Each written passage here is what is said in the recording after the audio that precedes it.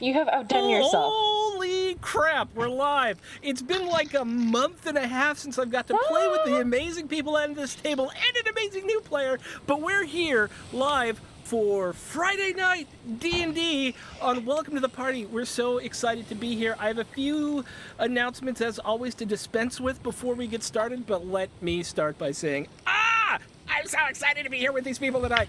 Hi, I'm Sean, also known as Throck. You can find me at Throck Plays on the tweeters, co-founder here at Welcome to the Party. And, of course, thank you to our amazing sponsors. Tabletop Loot, you can get 15% off all your dice using WTTP Dice if you head over there. So Nerdwear, it's what the nerds wear. And I think some of us are actually wearing So Nerdwear shirts tonight, which makes me very happy. And you can get 10% off your purchase over there by going to, I forget what the code is, but it's over on the thingy. Devin Rue has been an amazing supporter of the channel and has helped us out with a ton of art over time, so we love her deeply. And of course, Roll20, our new season sponsor. We will be using Roll20 for everything except dice rolls because we decided to use live dice. So all of our maps and all that stuff are still going to be on Roll20. We love them. Thank them so much. What else? Check out our Patreon. It's one of the best ways to support the channel, but you can also support it by giving subs and bits, both of which give advantages to our players, which I apparently forgot to put on this overlay, and they're on the other one. But two of our players already have advantages, and that would be Celeste and Vabrix, who you will be meeting in a moment. What else do I need to say before I throw it around to everyone else? Check out the Discord, check out the tweeters and all that stuff too. Cool. Let's go around and say hi to our peeps, because I'm super excited to get started, if you can't tell by this face right here. And we will start with, Smurf, you have not any food in your mouth, and this is new and weird to me. There you go. Okay, let's do Smurf. Hi, everybody.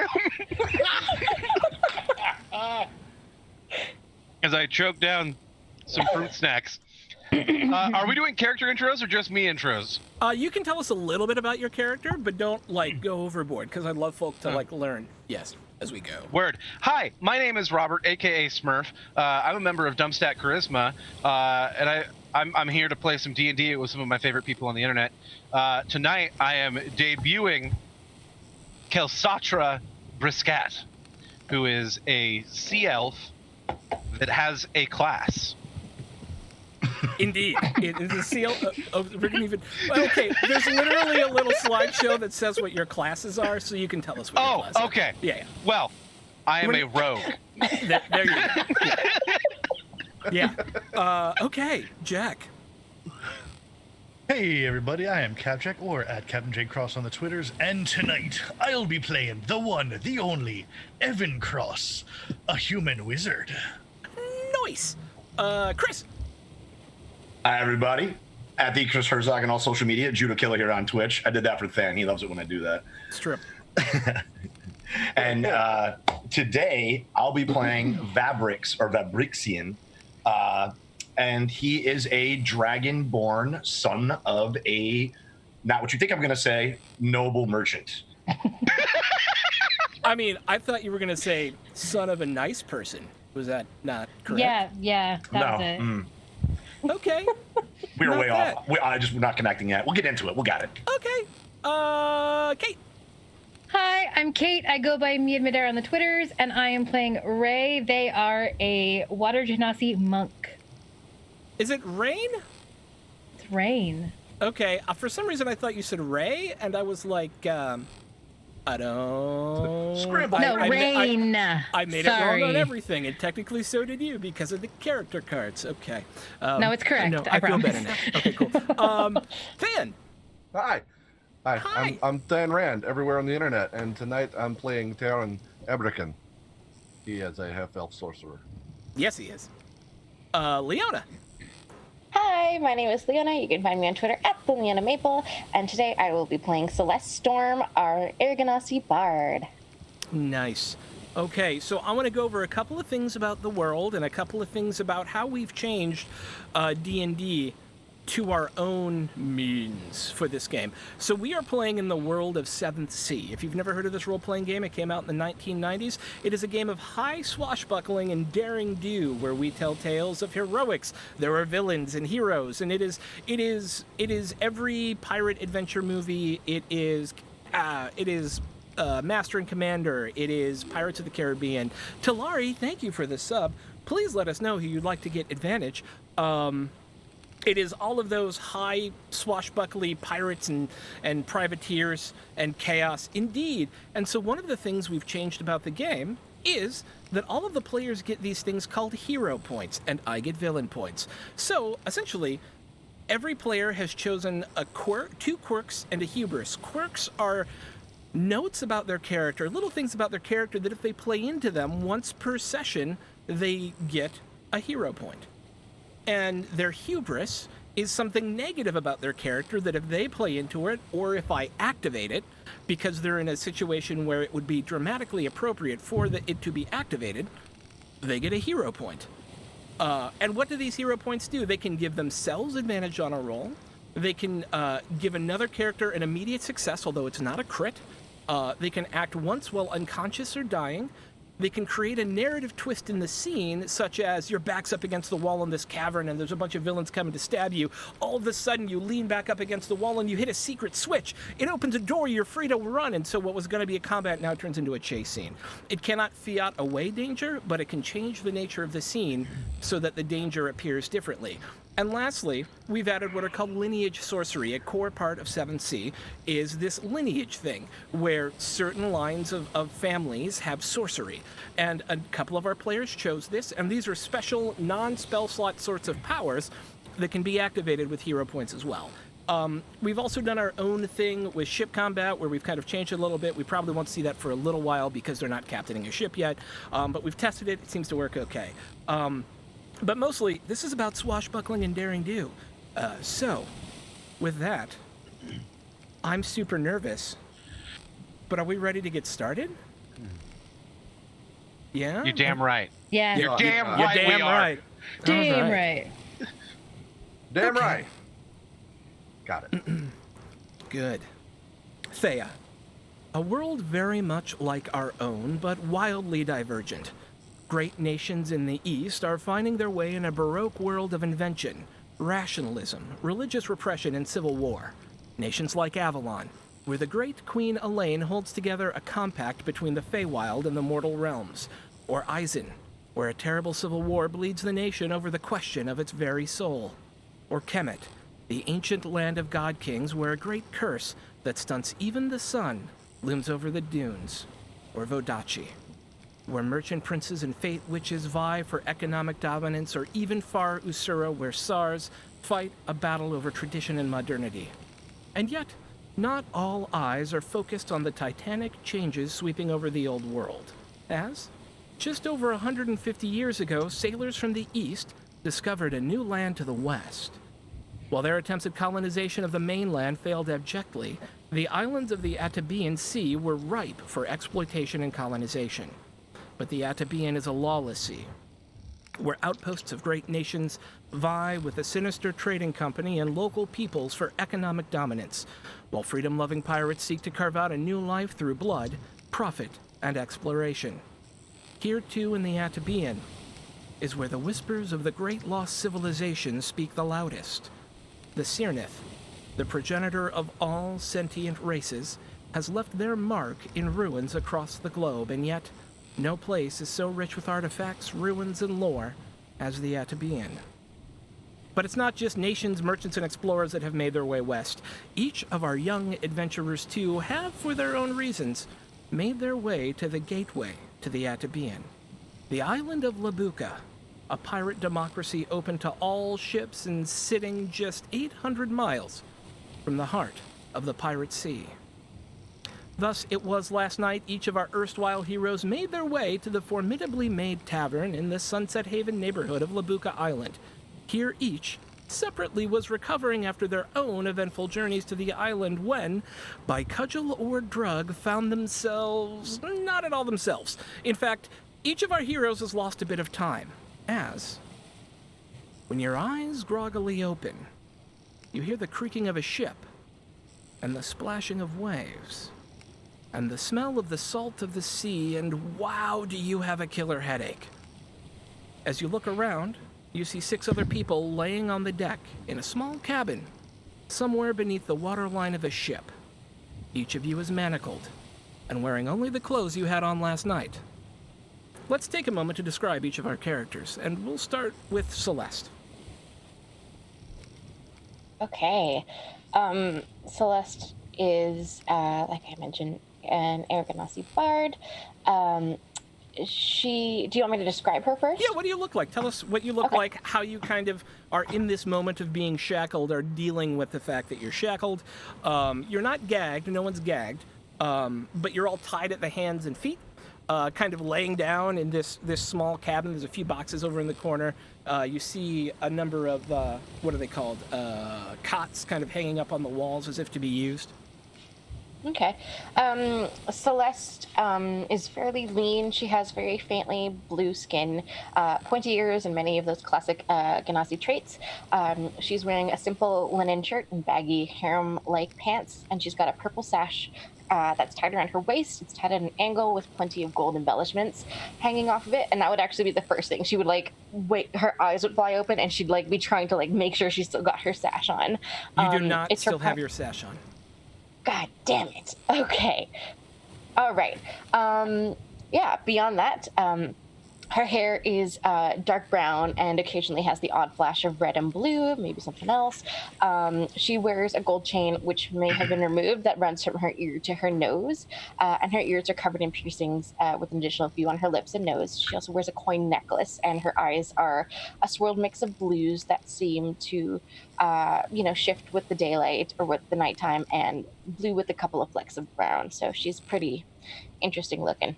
And very salty that she no longer has her sash. Taryn. Taryn is pale skinned. Not too slight, but not, just a little bit smaller than the average person.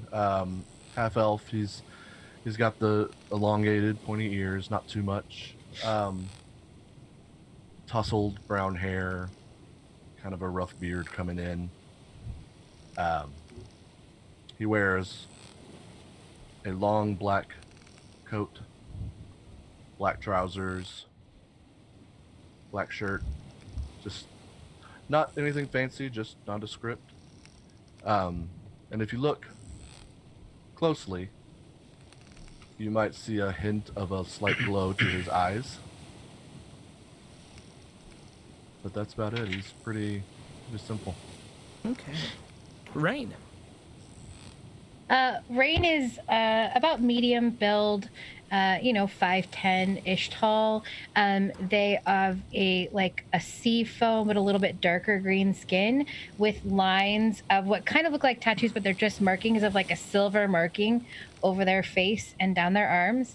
They're wrapped in loose, what you would call monk wear, so the loose wrapped top, the flowy pants, and their hands are wrapped in gray pieces of fabric. That's about it. They have kind of dark hair, but they mainly wear a hood pulled up over their head. Okay. Vabrix. All right. Vabrix is a very large, heavily muscled blue dragonborn. And I just threw my fat. It's approximately 6'4". Guesstimate probably weighs around 260 to 270 pounds. Very large.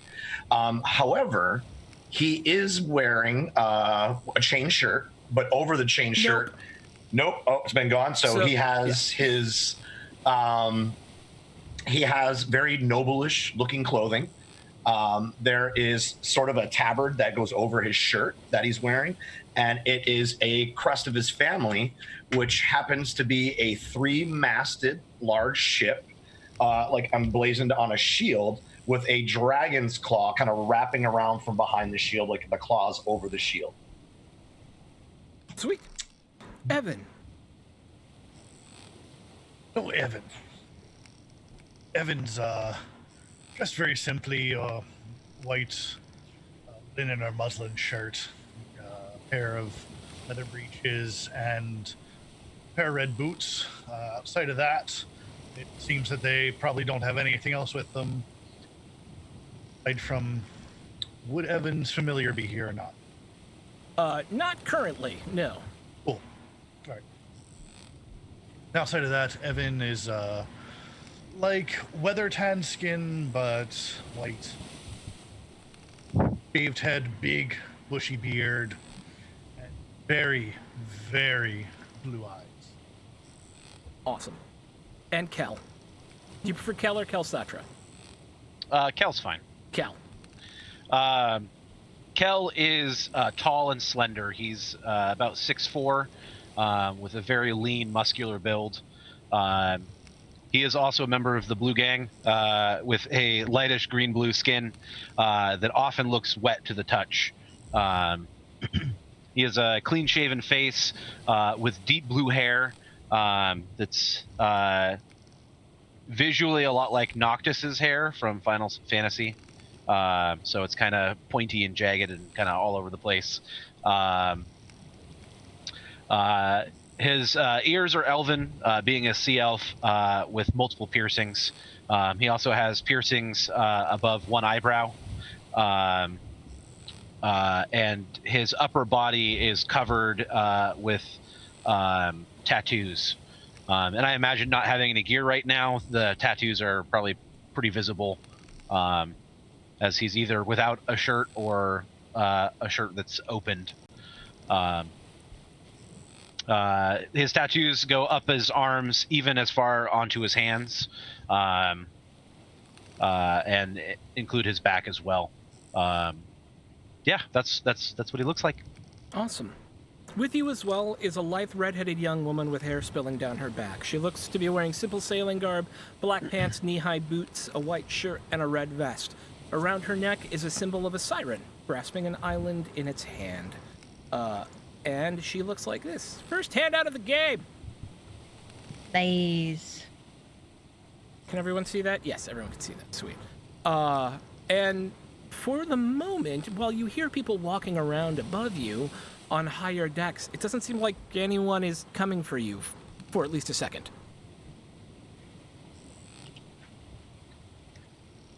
He's also in prison? Yes, she is also manacled at the hands and feet.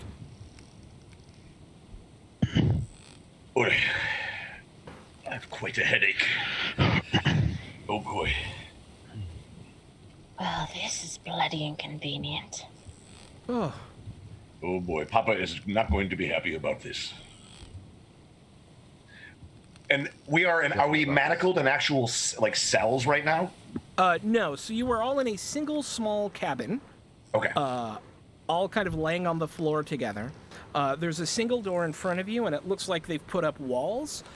In many ships, there are removable walls for when like combat happens and stuff like that. They take them away. It looks like they've put up walls here, one of which has a door cut in it, that appears to be locked.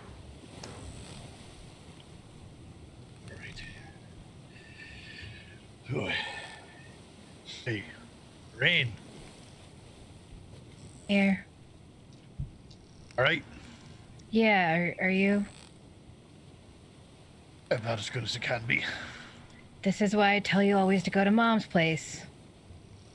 Oh, you know. New, different, exciting, kidnappy. Hello. Hi. Looks like we're in a bit of a spot. Can somebody check my back pocket? I might have a pick and we can free ourselves.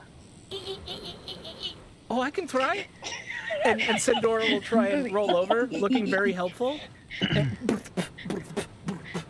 Now Excuse don't my get hands. handsy back there. Oh, I was just about to say, I'm sorry if I get a bit handsy, but hang on. And she kind of reaches in. No, I'm sorry, your pockets are empty. Well, great. Anybody got like something in their hair? Oh, tons. Oh, Fine. I have scales. well, I feel like I'm the most plain person here. I'm Sandara. Celeste, it's nice to meet you. It's nice to meet you as well. Velbrixian. I'm charmed, I'm sure. I'm and under sure. better circumstances, I would give you a proper introduction. Oh, of course. Kelsatra Briscat. It's nice to meet you, and you're, if I may say, very firm. At times. Talking about your ass lot. Oh, yes.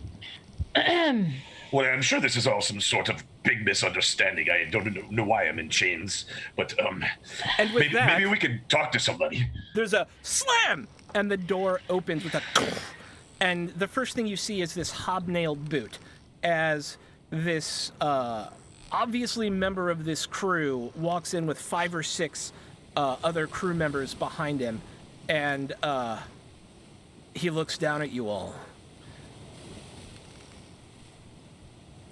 All right, swabs. Welcome to the Wormwood. It's time to wake up and meet the family. Oh, good. Excuse me, good sir. If I could just have a word for a moment, because I think there is quite a large misunderstanding. You see, my name is Velbrixian Theaskar of Velbrixian Freight. Yes, I know, I'm sure you've heard of it. If you could just have maybe one of your crew members All go right. grab my belongings. I do have all Dragonborn, paperwork. Shut Yes. your mouth. Well, My name is Scourge. Master Scourge to you. I have a question. It can wait, swab. Is that It's a time. given name or a nickname? Hit him in the head. And one of the, one of his crew will come up and, like, bat you with a cudgel across the head. Look. You're coming with me. You're part of the crew now. The captain's got words for you. Come on. well, maybe he could get my paperwork. Right away, Master Scourge. We can certainly talk to the captain about your paperwork. Suppose you'll unchain our feet first. Right. Unchain him. We're gonna keep your hands nice and tidy in case any of y'all cast us. Make sure you can't do nothing silly until we, make sure you're all I'm read in and sure. whatnot. Well, don't know why we'd be going fishing now. I just want to get my ship back. Just unchain them and bring them. And he walks out. There's a number of, there's 6 of them who come in and start unchaining all of you. And they seem to be keeping a very, like, sort of defensive distance. Like, they'll work together to unchain you, keeping clubs in hand, because you're obviously new here. And are doing their best to maintain an advantage over you as they help each of you up. Does anybody want to try anything? Oh, yes, I would like to have a conversation, please. One of them looks at you. He's a small dwarf with this big ruddy nose, and he goes, "Ain't nobody got Yes, time for good you. sir. No one cares. Get upstairs." I'm gonna kind of hang toward the back and try to pull Evan with me, Okay. just to be at the back of the group. Yeah. 2 of them will always be behind you as you're moving That's up. fine. And That's fine. the rest will be in front. Yeah. But if no one else is going to try anything other than being in Do that I specific... still have my pendant around my neck, my iron pendant? Did it seem to be of any worth or value? No, just a chunk of iron, basically, shaped, but... No, then you probably still have it. Yeah. Okay. If it didn't look like it was useful for thieving or combat, or in any way had a monetary value to it, they weren't going to take it. No, there was no monetary. Okay. All right. So I was gonna lean forward as we're walking and kind of just whisper to Evan. Any idea who this is? Do we have any idea who this is? I'm looking at passive perceptions. Please hold. Yeah, Rain, you do. Oh, okay. As you're taken up through the middle hold, a number of the boxes here have a symbol on them. That symbol is at the top there is an A, and then there is kind of this Y shape with a circle on every point, so it's like 3 circles, and it's A, T, C inside the gaps created by this kind of open Y. You know this to be the Atabian Trading Company. They are the primary mercantile interest in the Atabian and are super dicks to lots of people. especially having grown up on Labuka, you would know them to be aggressive merchants who seek every advantage they can, and also slavers. Yeah. So I'm going to lean forward instead of asking any idea where we are. I'm going to lean forward and say, ATC assholes. They are assholes. Okay, so you make your way up to the top, where you see on the deck of the ship's company assembled. It's a medium-sized three-masted ship that looks rigged to carry cargo. It does have some guns, but they appear to be more for protection than for reaving seas. Scourge lines you up at the front of the ship's company, facing up to the quarterdeck, which is the big deck at the back of the ship. Some of the crew sneer at you, some of them look on you with pity, and some are simply indifferent. As you're shuffled into line at the front of the crew, you see up on the quarterdeck the ship's officers. A female human dressed in the blue and white of the ATC with powder burns on her hands and face. A female orc wearing simple leathers and a kind of beat-up sailing shirt. A simple female orc with huge scars across her face and neck. A lithe-looking human woman wearing bright, well-kept red robes. A tall, sneering elf with the second fanciest coat, a long black ponytail, and a whip on his belt. And standing there in the middle of them all is a gif, wearing an ornate blue and gold captain's coat and tricorn. And if you do not know what a gif is, they are the hippo people. So he looks like a bipedal hippo. And he looks down at you all. And then he looks at the rest of the crew. He puts his hands behind his back. And he says, "Thank you, Master Scourge." And then makes eye contact with each of the 7 of you. "Welcome to the Wormwood, your new home. We are now 50 miles west of Labuka, making our way to Fort Freedom. 14 days sail from here if the weather holds. You are now in the employ of the Atabian Trading Company. Each of you will be paid a fair wage. You will be given shore leave and treated with the respect every member of my crew deserves. In turn, you will not run away. You will not fight other members of this crew. You will not steal from other members of this crew. You will serve at your post at the appointed time, and you will fight to protect this ship. Now, what are your names?" Well, good sir. Finally, a person of stature that I can talk to properly. By the way, sir, your staff are very rude.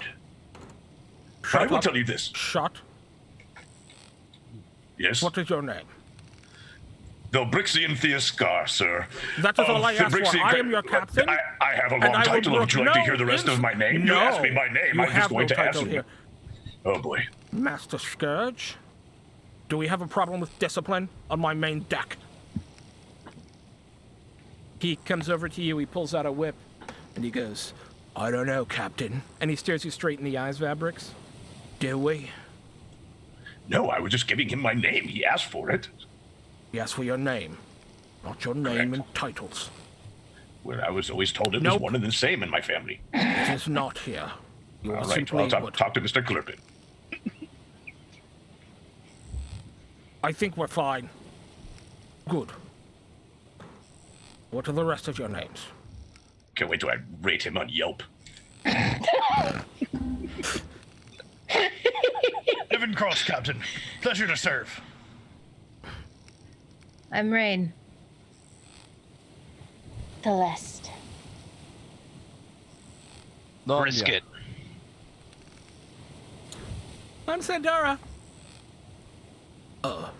Looks over at Taryn. I'm sorry, I didn't catch her name again. Not Nanya. It is a family name. First roll of the game, a 2. All right. So, Celeste, Taryn, Vabrixian, Kelsatra. Oh, I'm sorry, Yes. Celeste, Nunya, Vabrixian, Kelsatra, Rain. I said brisket. FYI. Oh, did you? I'm sorry. Let me actually. I was supposed to take notes on what you actually said and then didn't. Brisket. Oops. Brisket. Do you want my whole title? No. Ray. Over. No one wants that. Evan and Santana. I've given you my rules, and they are very simple, and you will be rewarded for them. However, if you do not follow them, well, first he looks up at this iron gibbet that's hanging off the mizzen mast, which is the rear mast on the ship, and there is a dead man sitting in it, probably 6 or 7 days old, with a parrot kind of just flopping on top of it. And then he looks down to Mr. Scourge, and he goes, Master Scourge, bring up Mr. Magpie.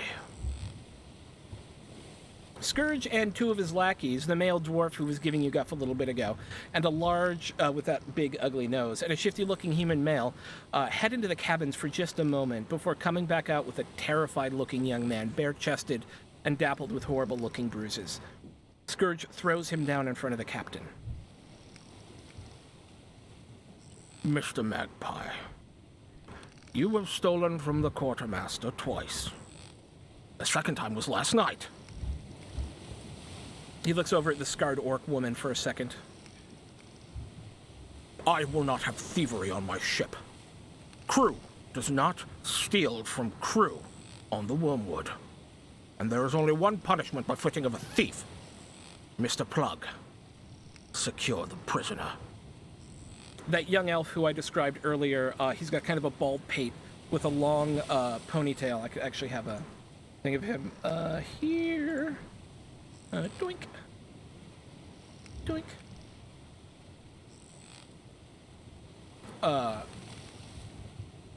He looks down at the prisoner with relish, and he thumbs his whip before simply saying, Gladly, sir. And with the help of Master Scourge, drags him up and leads him to the foredeck. There, he is secured around the waist and under the arms with ropes, which are then tied to the bowsprit, which is the big pole coming off the front.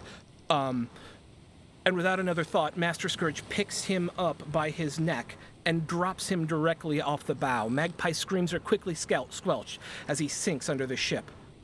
Soon enough, the rope goes taut, and 2 burly-looking crewmen drag the body back up, and then drop it again to run below the ship.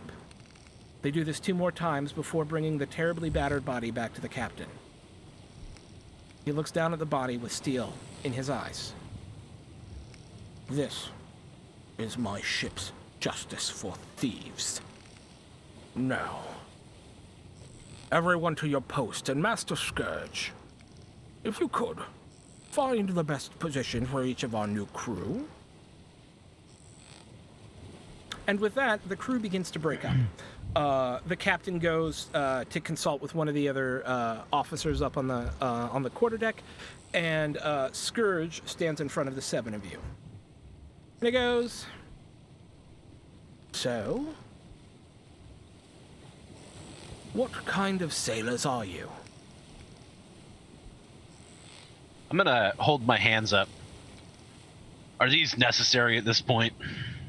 I will take them off in a moment. Here's the simple equation. If you have noticed, we have taken all of your gear. We have done this as a security precaution. Smart. If you serve faithfully and ably between now and Port Freedom, it will be returned to you. Little ironic. You will have proven... My jewels are not a security precaution. No, but they are escrow against your good behavior. Do I have my family signet ring? Nope. Yes, if anything happens to my ring, I will definitely be talking to the folks at Google. What is this Google you speak of? What's the things Mr. Clerpin told me about? I don't understand them. I just repeat what he told me. You will all be berthed together in a single room that we have shuttered off to ensure your good behavior, and you will be working with the day division to ensure there's no nighttime sneakiness. We will feed you well, we will pay you well. What's well? Every member of the crew gets a share of whatever is sold from this ship at Port Freedom. And should we run into pirates and defeat them, you get whatever was on their ship, too. Why is it so difficult to get people who want to work for you? This is a time-honored tradition of sailing across the seas. You have been pressed into the service of one of the most important businesses to sail the seven seas. Here to be well paid and serve the growth of our society. Master Scourge. Yes, it was Evan, right? Correct, Master Scourge. Yes. Able seaman and navigator, sir. Able seaman, say.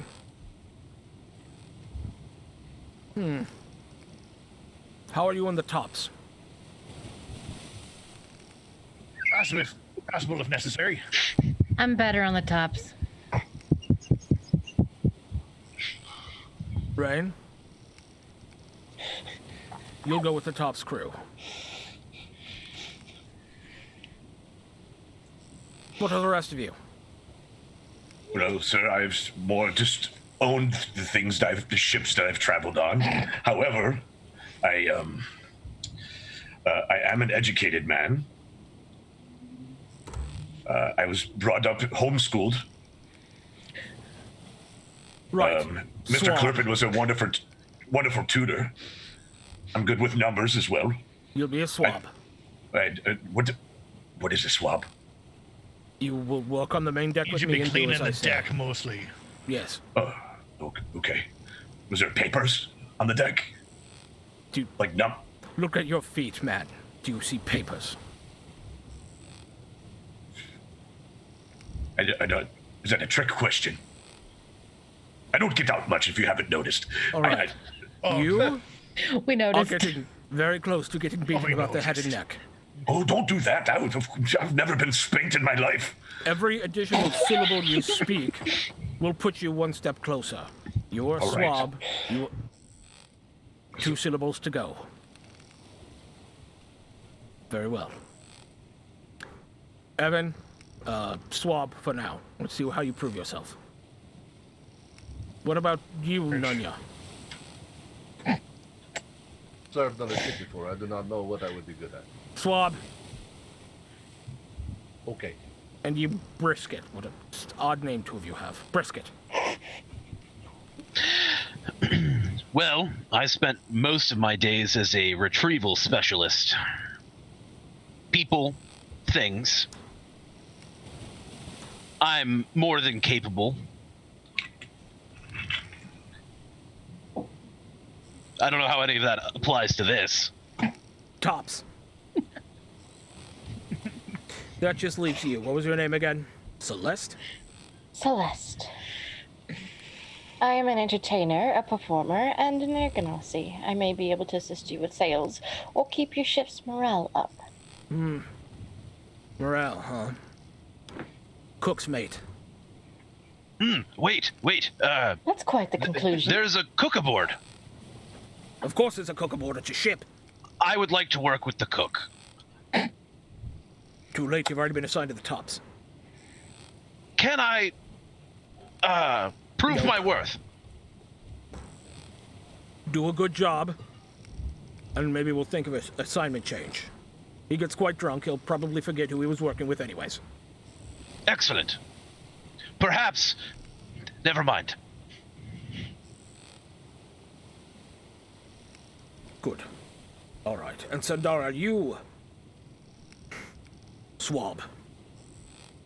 Okay. All right. Great. I don't know what I'm doing anyways.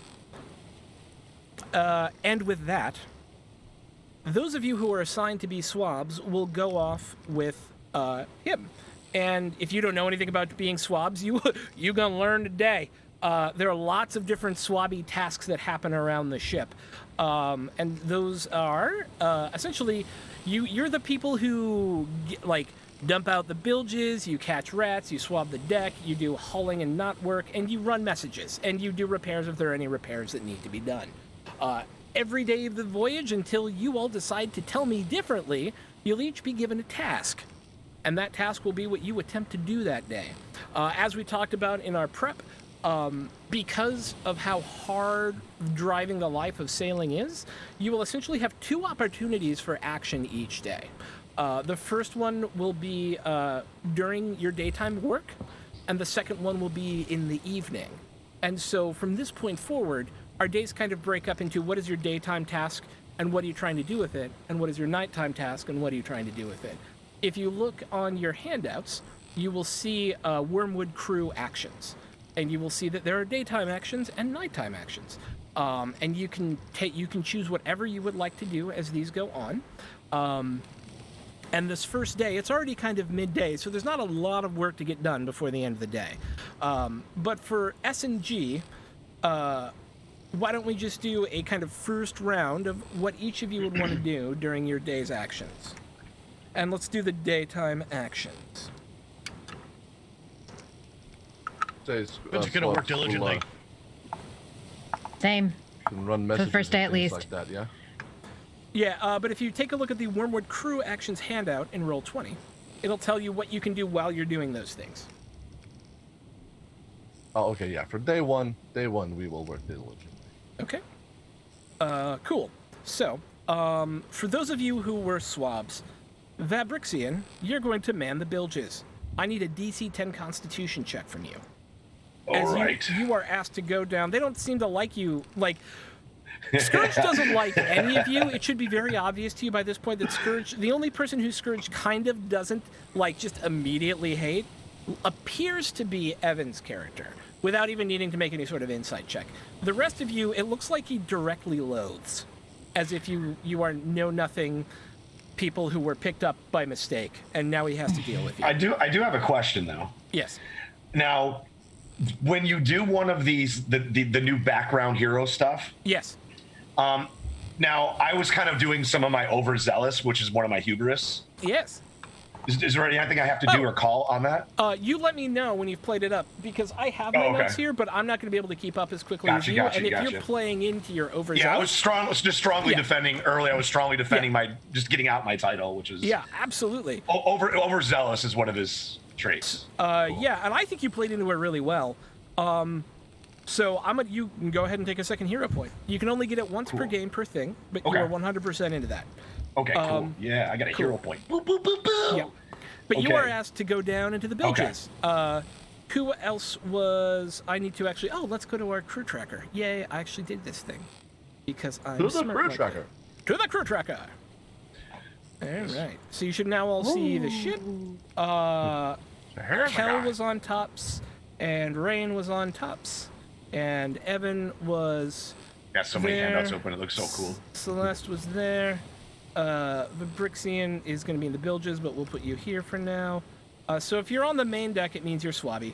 If you're on the... Terran was swab, is that right? Uh-huh. Okay. Awesome. All right, so there you go. So the way it's broken out is Terran, Vabrixian, and Evan are now swabs. Celeste is now Cook's mate, and Rain and Rosie, I'm sorry. Rain and Kel are now in the tops. And so we'll start with our swabs. So, yeah. The Vabrixian, you are asked to go down to the bilges. Okay. And you're going to need to make me a Constitution saving throw. All right. Let me see. What my sheet. I'm going to open my sheet. Okay. And is there any side action you'd like to take while you're down there? It's going to be a 12. Okay. For that con save. It's super gross. Well, you understand that I've never done this ever in my life. I am really weirded out about getting things under my claws. Yeah. I keep my claws relatively clean and trimmed. They look very nice. And just putting my hands in that. So I'm very daintily doing the things. Yes. Essentially what they've asked you to do is they're like, there's 4 inches too much water scum down there. Mm-hmm. And we need you to use a bucket, sweep it up in that bucket, and come back up. There's 2 weird things about the bilge when you get down there that you will learn. The first one is there's a ton of rats. They mostly run away from you, but these are huge rats. These are rodents of unusual size. Down, kitty! Yeah.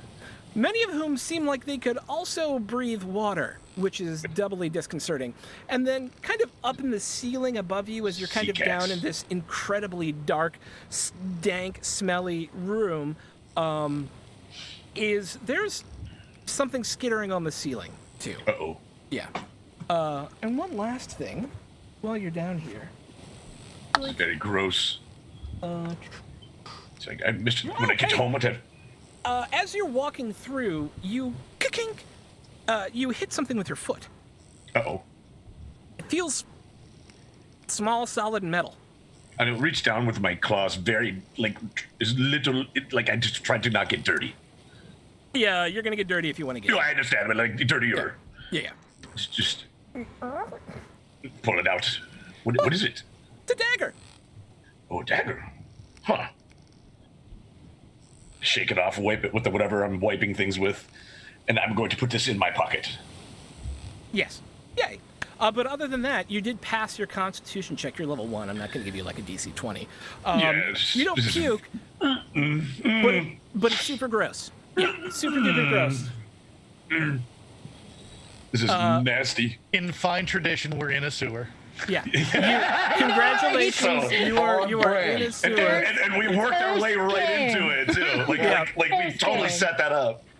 This is very uncomfortable down there. And I would No. assume it would probably take him way longer than it should. It probably takes longer than it should, but you still get that daytime ship action if you Okay. want it. If there's anything All right. you'd like to do other than work diligently, you should feel free. Just clean myself, I think, is all I'm going to do afterwards. Okay. Preen myself. All right. So, I don't want to do anything else. Yeah. Taryn, you have been assigned. Repairs. So your bit is actually pretty easy. They're just cutting wood to kind of stack up to make sure that's all plank sized. And you do you have survival? Yes. Go ahead and make me a survival check. And your action today was going to be work diligently, right? Yes. For today. Okay. Ooh, 8. All right. But you get a +4 from the work diligently, and it's a DC 10. So, Okay, so yeah. some of the other crew, you don't really make friends with anyone. They're all kind of giving you an eye. But you do kind of get through it and start to learn the ropes of how to like do some basic sailing woodwork. And interestingly, it's all led by the ship's doctor as well, as every good carpenter is also the chief doctor of a ship. That's just how that works. I would like to add that as I am cutting these boards, I am cutting them maybe a half-inch shorter than they're supposed to be. I love it. I'm actually going to take a note of that. So half-inch shorter? Yeah, it'll be. Okay. Done. And then the last person on the deck was Evan. And Evan, you also got repairs. So is there anything else that you would like to do with your day? Are you going to also do things to screw stuff up? Or are you going to Today, no. diligently Work do your hard. job? Okay. All right. And you still have your daytime action if you'd like it as well. No, I mean, it's going to be work diligently. Okay, Or- then make me a survival check. +4. Is a hot 18 then. Heyo! Yeah. You are, and if there's anything you want to do with Taryn while you're down there, you should feel free, because this gives you both the opportunity to scene together if you have a scene you'd like to play out. Is it just the two of us, or are there more people? There's like 6 or 7 people down there, but like everybody's going about their business, just kind of sawing wood. It would be easy for you to have a relatively unheard conversation over the din of nails and saws and hammers and whatnot, if you so choose. Done you, right? Yes, was I good. like to have fun. First You are time getting press ganged. Yes, quite. Give you a piece of advice. Work hard, get their eyes off you, then start working. I'll kind of show him like, look, you see. I sabotage already. Be careful, don't do it to too many of them. One or two? That's fine for now. Just a few. But they'll be keeping an eye out. All right. I do not plan to be here long. Team Tops. Okay. For those of you in the Tops, we'll start with Rain. Rigger, as they say. You're going to be on the mainsail this time, and you're actually... Have you ever, in your character's background, have you ever worked mainsail duties before? I would think so. I think I worked everything on the ship with Evan's family. I'm Okay. assuming at some, like, everybody does that. I don't know, Evan, is Yeah. that how that works with your family? But I'm assuming. Oh yeah, I mean you've Yeah. been all over the place. Yeah, I'm assuming this. I've been there. I think I sailed with them for like 3 years, so I would have learned the ropes everywhere. Literally. Nice. Well, so it's both you and Kel? Yeah, Kel. So you're mostly doing rope work on the deck right now, Kel? So you two are a little bit separated, but interestingly, Rain, can you make me a better of an athletics or an acrobatics check? And what was the daily task you wanted to pursue? I'm going to work diligently. I've also learned that the first day you don't want them to notice. That's at 22. Oh, well, yes. There is a short halfling woman who is just all up and around on the rigging up there, and she'll come over to you and go, "Well, you're quite the hand at this. Have you been on a ship before?" Yeah. I'm Rosie. It's nice to meet you. I'm Rain. Sorry you got Were press you- ganged. Were you as well? About a week ago, they took my fucking fiddle. Jerks. I know. Said I can't have it back till we get to Fort Freedom. What bullshit is that? Yeah, seriously, like, what are you going to do with a fiddle? Well, it's a very nice fiddle. I mean, but like, what are you going to do to hurt them with the I fiddle? know. It's how they hold it over you, though. Yeah. So where you hail from? Labuka. Oh, you're native from Mabuka. Yeah, well, kind of. I wasn't born there. Just grew up there. Fair. You don't have to tell me your whole story. We just met. I'm Enish, of course. But, oh, here comes the boss. Got to get back to go work. back to work. Yeah. Cool. You have impressed a member of the crew. Congratulations. That was Rosie Caswell. I will give you her handout, so you know who she is. Doink. Oh, nice. Yeah. Hey, you want to know something funny? What's that? That was the character I used for my first ever character in D&D. Oh, Like, when I nice. How restarted cool is playing that? it. Yeah, when I restarted playing it. That's awesome. That's amazing. Okay. Yeah. So, for those of you watching at home, I am using an adapted version of the beginning of a different module from Pathfinder. So that's why I have all this cool art. As we go through the game, they each have very detailed character stories that we're going to go into. But everybody's got to start somewhere. Okay. With that, did you have any, Taryn, did you have any, I'm sorry, Brisket, did you have any actions other than work diligently for your first day?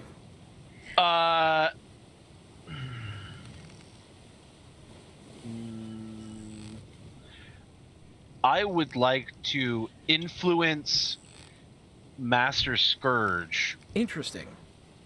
to accept that I'm not gonna fuck around and kind of leave me alone. Okay. Let's play that out. How do you want to do that? So as he's watching over me, as I'm doing whatever it is I'm doing on the ship, I'll kind of turn to him. You know, you don't have to watch me. Of course I have to watch you. You got bigger problems on this ship than me. Like what? Like the Dragon Board. He's an idiot.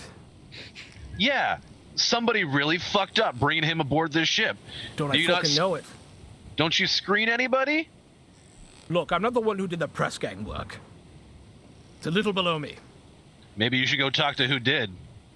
Oh, they're gonna Give get an them the- ass whooping. Yeah. That's what I'm saying. Listen, I'm gonna be up here. I'm gonna do my thing. I'm not going anywhere. I'm a fucking sea elf. If I wanted out of here, I would have jumped already. Right. You're gonna be useful. I like that. Make a persuasion check with advantage.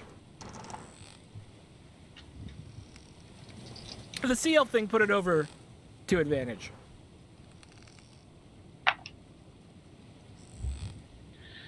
Uh, 16. Look, it's my job to watch you. But you look like you know what the fuck you're doing. So just keep doing it right, and maybe you'll get a benefit or two. Aye, sir. And that leaves us with Celeste. Celeste, if you could roll me a percentile die, please. Which one is that? It's, you're gonna roll 2d10. One will be the tens digit, and one will be the ones digit. They look like this. So this one and this one. Okay, got it. Whoops. 63.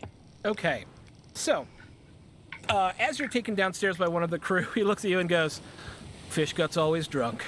You're just gonna have to deal with that." And he takes you onto that second deck there, which is called the Middle Hold, and through a set of doors into the galley, which is a riot of food and livestock and cutlery and all sorts of random shit. There's like 2 goats running around in here. There's like 3 chickens hopping up on like tables and things, barrels everywhere, like a bevy of knives just hanging off of stuff with pots and pans. And over in the corner, you see, kind of half awake, half asleep, this kind of portly human man, kind of leaning back on his chair next to this bubbling sort of cauldron that smells vaguely like food. He looks like this.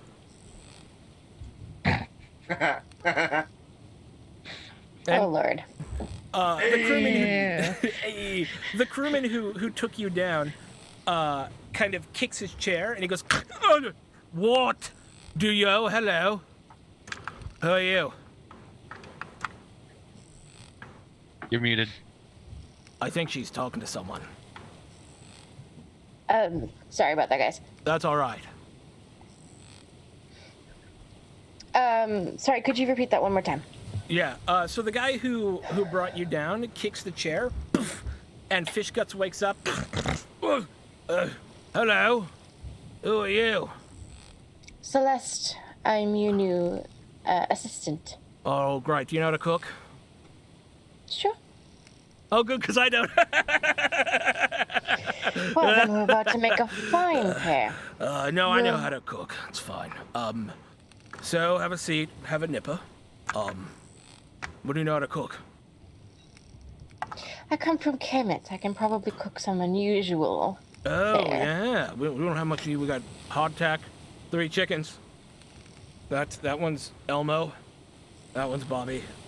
You named them. Pleasant. Well, yeah, but then I named the stew whatever they are. It's Elmo's stew when it's Elmo's turn. It's Bobby's stew when it's Bobby's turn. Yeah. Lord. No worries. I will make do. I believe I am improving ship morale by creating excellent dishes. Something of the sort. Yeah. The food is definitely gonna improve morale. I love it. You're from Kemet, huh? Mm-hmm. Great. You seem nice. Thank okay. you. Make a perception check. What do I need to do? Perception check. I've never rolled dice in my life for the record audience, so I don't know what I'm actually doing. I believe you have a +3 to your die. Let me check. Let's see. Perception +1. +1. I have Okay. notes. Yay, notes. Okay. That is a 10. Okay. Wow, there's a lot of weapons in here if you were able to get your hands on them. Some of them even look like maybe they're not actually kitchen implements, but you're not really sure how to, like... There's definitely a harpoon over there, and you're not sure what's going on with that. But there's some useful shit in here. And just as you realize that half-orc, or that orc from earlier, pokes her head out and goes, "Oh, hello! Are you going to be sharing the space with us, huh?" Yes, I am. I'm Grok. I'm the quartermaster. Hello, Grok. I'm Celeste. It's nice to meet you. I have all of your things. Oh, you have. I don't suppose by that you mean you're offering them back to me. Sadly, no. I'd be just like Mr. Magpie if I gave you your stuff back. Naturally, I understand. Nevertheless, I will get to work cooking. I see I have plenty of useful utensils at my side. Yes. Cutthroat, would you like a drink? Of course I'd love a drink. It's a bit early, but I'm always about starting drinking a bit early. Well then, let's get started. Yay! And with that, you start preparing the meal for that day.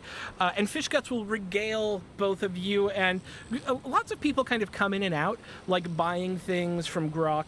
And you get a look inside there, the quartermaster's room, because it's essentially a storeroom, right? That she sits out in front of and sells people things, because it's also the ship's store. And boy howdy, is there a lot of shit in there. There's like all sorts of interesting stuff. But other than that, are you going to, you have a daily action as well if you so want? Yeah, so Celeste's daily action is going to be that she's going to work diligently. Okay. In addition to working diligently, she's not going to take anything just yet, but she is kind of like making her way around this whole galley, and she's like taking stock of just how much stuff she has access to.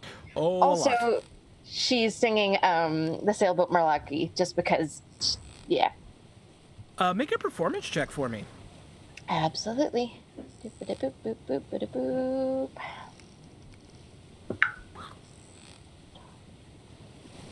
boop. 17. 17. So Fish Guts starts singing with you. He's terrible, but he seems incredibly pleased by the fact that you are singing a song that he knows. Perfect. You have made a friend among the crew. Hooray! Yay! Cool. So, we'll call your performance check your check for the whole thing, and you did well enough, because he doesn't so much care about the cooking part as he does about the being well entertained part. So he's not actually looking at your cooking, really, as long as it's vaguely passable. And with that, dinner will come, and the bell rings to bring everybody to dinner, and it's which ends your day shift, as each of you is brought into the lower hold, which is where all of the crew eats. And after a first half of a hard day of your first night on ship, you now have time to yourself to do whatever you'd like.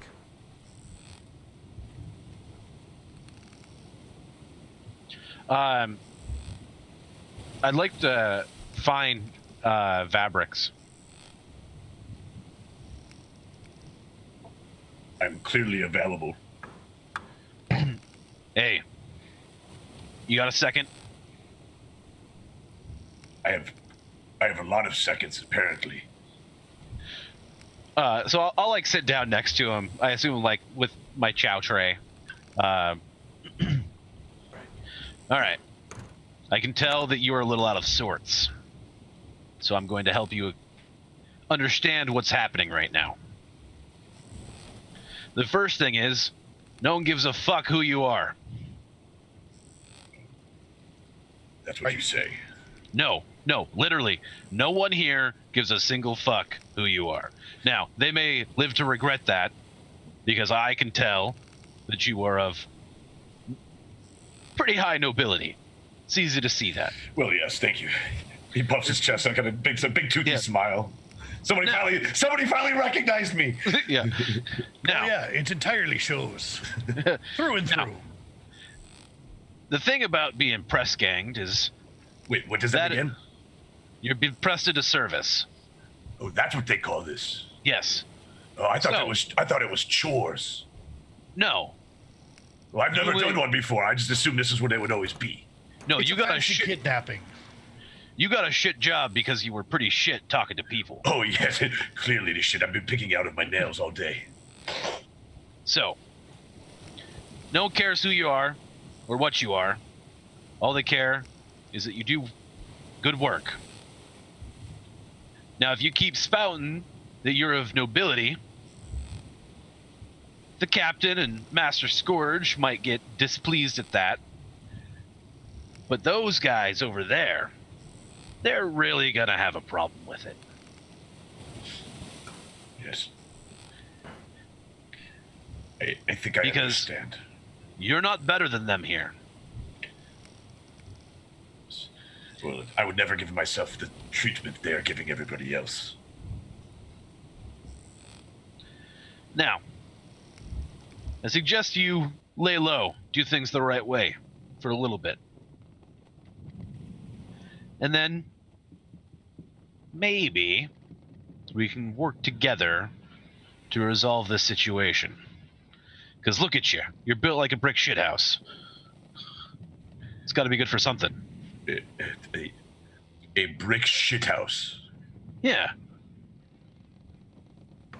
You're a big boy. You're a big man. Okay, thank you. Mr. Klurpin made me do my calisthenics almost every morning. He did you well. Yes. You're quite handsome. Yes. He taught me a lot of things. Friend, what was your name again? Kelsatra. You can call me Commander Brisket. I think I like you, Commander Brisket. Don't have many friends. Well, I didn't say we were friends.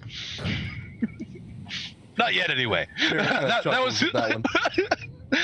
That's all right. Anyway, It's the closest I've had to one. we'll talk again soon, but I can't be seen around you too much. Hey, Mr. Commander, Yes. I found something today. Oh? Would you keep it between the two of us as almost friends? As an almost friend, which you're certain to do. And he's gonna just pull his kind of like his shirt open a little bit, and you can see Oh. like the handle of the dagger. Oh my.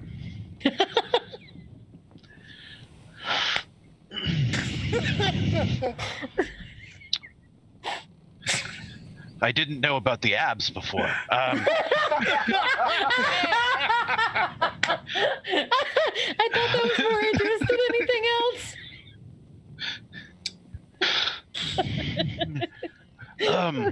Let's muster them. Well, if you don't have a need for it, I'm sure that I can find the use. Honestly, I've probably just wound up pricking my own finger. Would you mind then? He's like, thank you again for your help. He just kind of slides it underneath to you, looking around first before he does it. Yeah. I'll take it. Now, if you'll excuse me, I have a quartermaster to go see. Good day to you, sir. Vabrix, Yes. is it safe to say your character's feeling a little bit calmer now? Yes. As you feel a little bit relieved from this conversation with Kel, you've met a new friend or a new friend adjacent person. Oh, he completely thinks he's got a new friend. Mavericks completely thinks he has a new friend. This actually would be his first friend. Oh my god, I feel so bad for him. Oh my god, this sweet summer child. Oh, I love him. You He thinks he knows everything. It's so cute. I love your character so much already. I love everybody's character so much already, but you're so aw. You hear muffled singing coming from up on deck.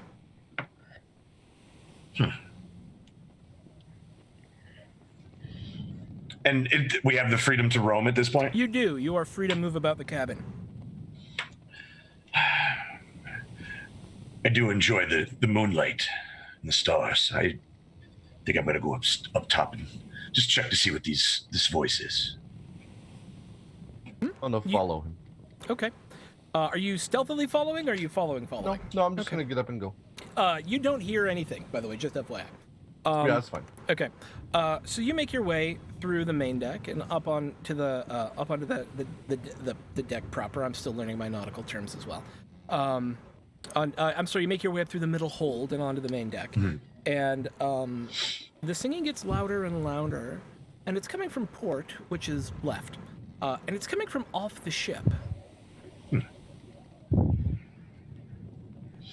I will walk over towards the side of the ship, like towards the rails. As you look down into the water, you're greeted with a vision as your sight comes together into a single pinpoint before opening back up again, and you are surrounded by waves, bathed in water. You are floating. A small green pinprick of light sits far out in front of you.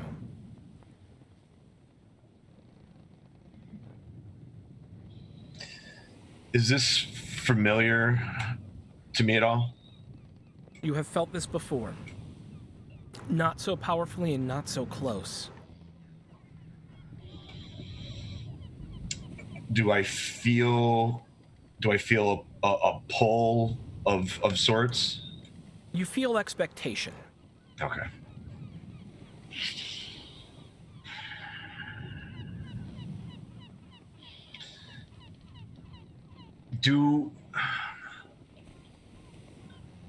I guess I would. Do I feel like with this expectation? Do I feel anything with this expectation?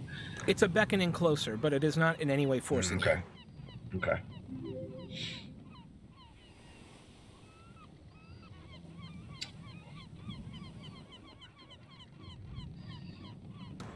Yeah. He acting weird if I'm watching him? He is staring blankly over the side. Yeah. Staring, okay. Do I hear anything in the voices at all? Is that still going on? You still hear the stinging, and it feels like it's coming from that little green dot out there. Can I make out anything of the singing at all? It's more of like a choral hum. Gotcha. Like Gregorian kind of monks? Yeah, but with no real verbalization to it. Gotcha. Like a hum, okay.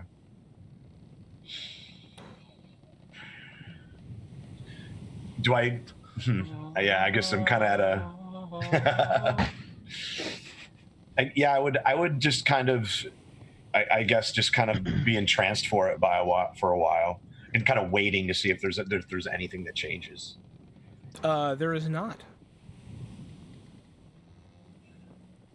While he's standing there staring out into the sea, I'm just gonna walk up next to him and just kind of look out and look at him. I want to reach. Eyed. Yeah, I want to reach. Like reach out to it. Taryn, you see his hand reach out. It's starting to get larger as you do that. I want to continue to reach for it. As you do, you're greeted with an amorphous vision. It at once feels threatening and like home at the same time. It feels with menace, but not towards you. But also this sense of anticipation. It doesn't have form, though. Tendrils of light kind of, in the flickering of the water, kind of seep away from it, but none of it has a real sort of mass to it, a shape.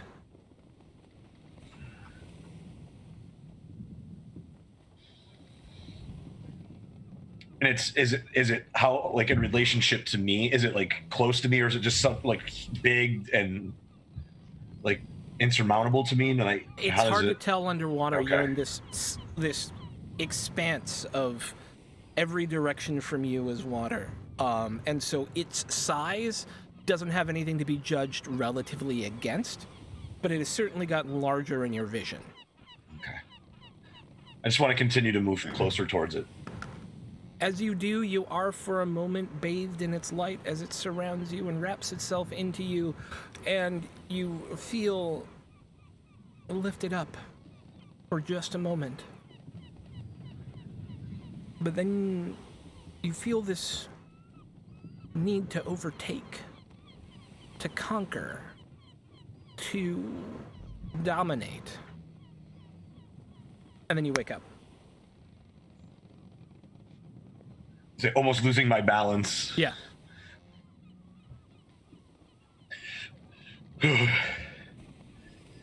That was very Are you okay, my friend? Excuse me, sorry. I just lost myself for a moment. Oh, It can happen. oh, What were you reaching for? I, uh, I don't,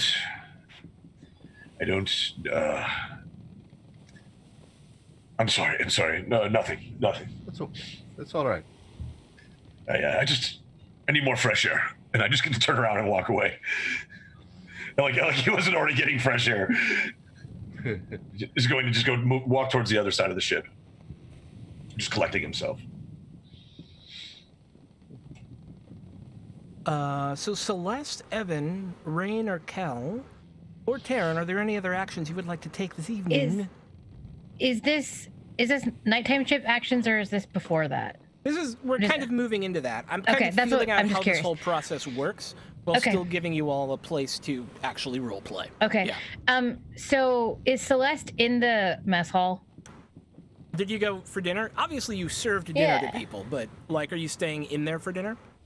Yeah, like she'll serve and then she'll sit and she'll eat. Her plans for the evening are to basically find out where everyone's hanging out and entertain them some more because that's what she does best. So yeah, she's probably eating dinner first. So like Rain's gonna sidle up to Evan and be like awkwardly, "Do you remember who that is? We saw her on the continent. Remember when we were in? I don't remember what it was. Oh, right. It's really good, right? Farmer. Yeah. Yeah. We should go introduce ourselves. Okay. Come on then. Okay. And Rain will like walk behind you a little bit. Casually eating dinner. Hey there, crewmate. Oh, hello. Pops down. Oh, I see we're sharing a berth for this trip. Indeed, we are. First time? Not aboard a ship, but first time press ganged, yes. Yeah, it gets easier after the first one. Fascinating. So what brought you to La Buca? Work. Best way to describe it. Oh, you remember my friend Rain here? And Rain is just standing behind Evan, super awkward, like. Celeste will look up at Rain and go, "Oh, you look vaguely familiar. Hello, I'm Celeste." You're amazing. Thank you. Perhaps later this evening I can give the crew a performance. I might as well do something useful with my time. They won't know what they're getting. Oh, thank you. True. Missing all the frou-frou that makes it even better. And she kind of looks down and she goes, "Yes, I'm missing it." Speaking of, how's the cook? It's an interesting fellow. I'm sure we're going to get along just fine. It's quite an interesting kitchen. So,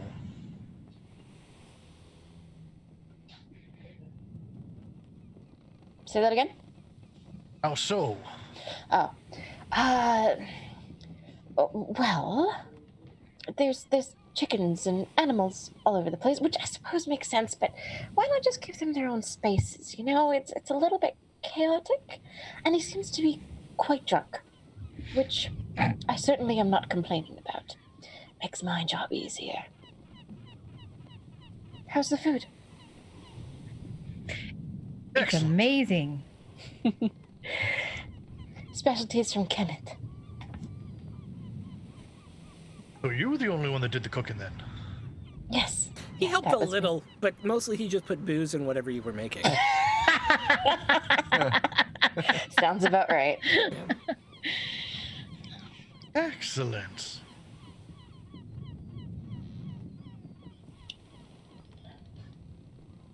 And what about yourself, Rain? You Come sit. Tell me a little about yourself. Rain is not very good with people, so Rain will like sit awkwardly next to you. Well, kind of, and be like, I hit things real good. They're That's an the excellent best skill at to it, really. That's an excellent skill to have. Very handy. Yep. That's wonderful.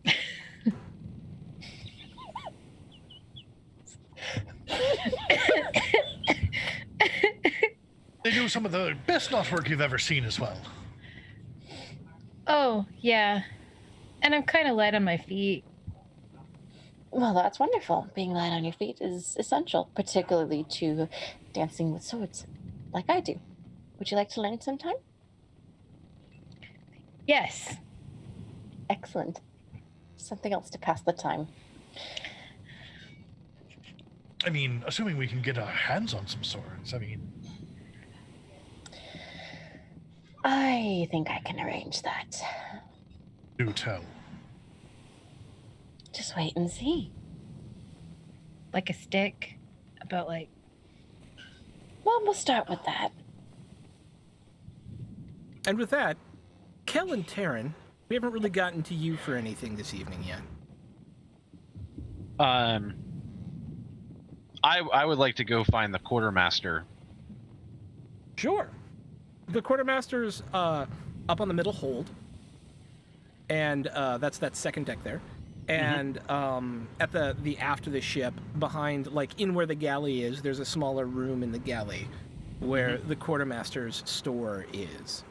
So I'd actually probably pause in the galley for a second, and like look around, and then just shake my head and continue through. Fish guts sleeping, snoring.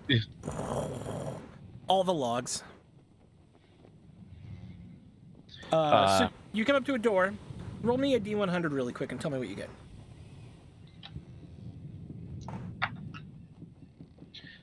$60. It appears to be locked. I'm gonna knock on the door. What do you want? I'm new here. I'd just like to meet. Store's closed. Meet later. Drinking. And you're not gonna share? A little crack in the door, and you see the kind of scarred orcish face. What do you want me to share with you? You'll get your rum ration soon enough. Oh, I just thought we could get acquainted. We're gonna be seeing quite a lot of each other. What's your name? They call me Brisket. It's a weird name. People can't pronounce things. It happens. Well, now we're acquainted. Close. So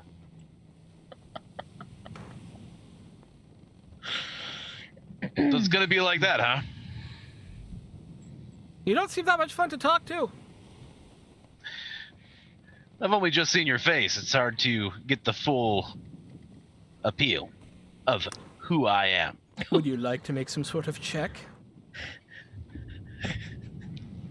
I would like to make a persuasion check to get her to open the door again. Okay. Get them to open the door. I love it. Oh, my goodness.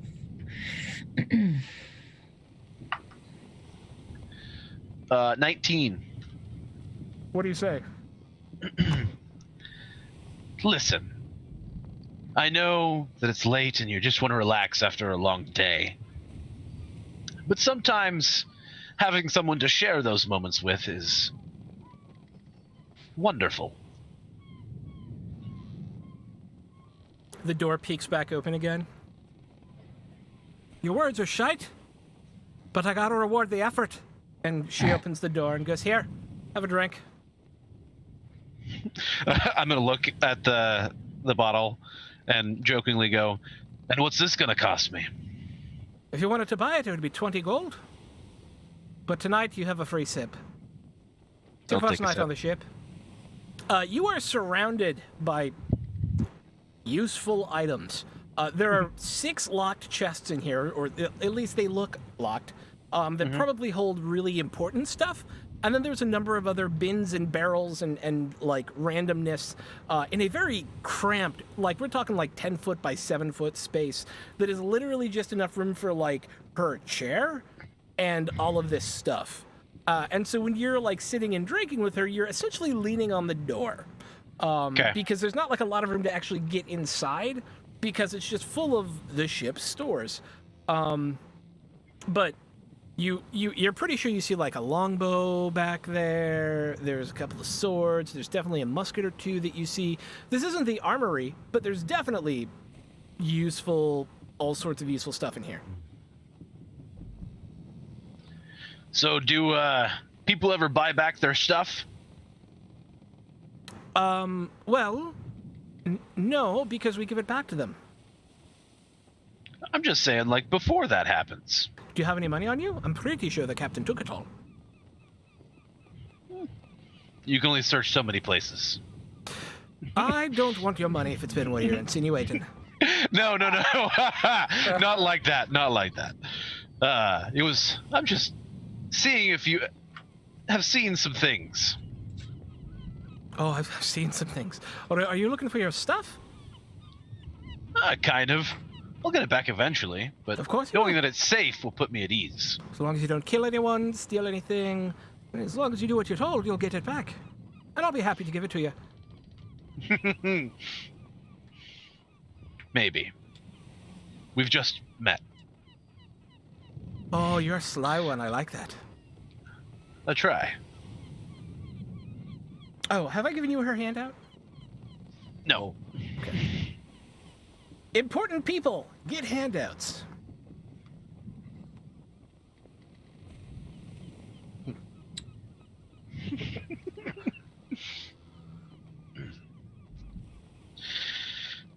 We'll be seeing a lot of each other. I just want you to know that.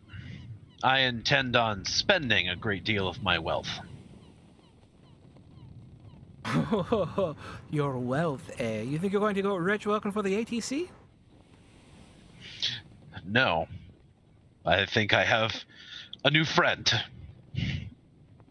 I think you have a new acquaintance. Oh, honey, I was not referring to you. Oh. And well, there I was thinking we had made a connection. You got But friends no. Fine. And she like closes the door on you again. Oh, I'll see you tomorrow. Good luck. Oh shit. Taryn. I feel I would have watched him have his little vision and then I would have gone to bed. Okay. So over time, each of you are expected to return to the cabin where you woke up manacled. You have a moment together during the evening to either do one of the ship's actions if you so choose, or just have a scene. It's up to you.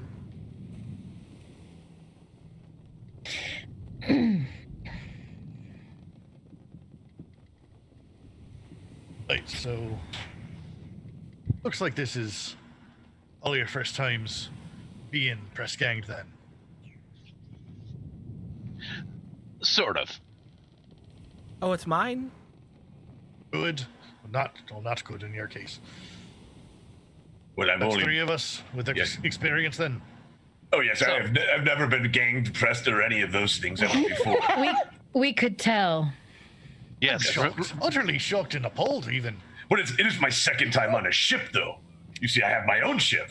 What? Wow. Yes, I What's do. its name? The Sea Sprite. It's my father's ship, actually.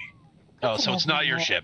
Well, no, actually, it is my ship. I am in charge of the ship. So you're the captain of the ship? Well, no, not quite. You see,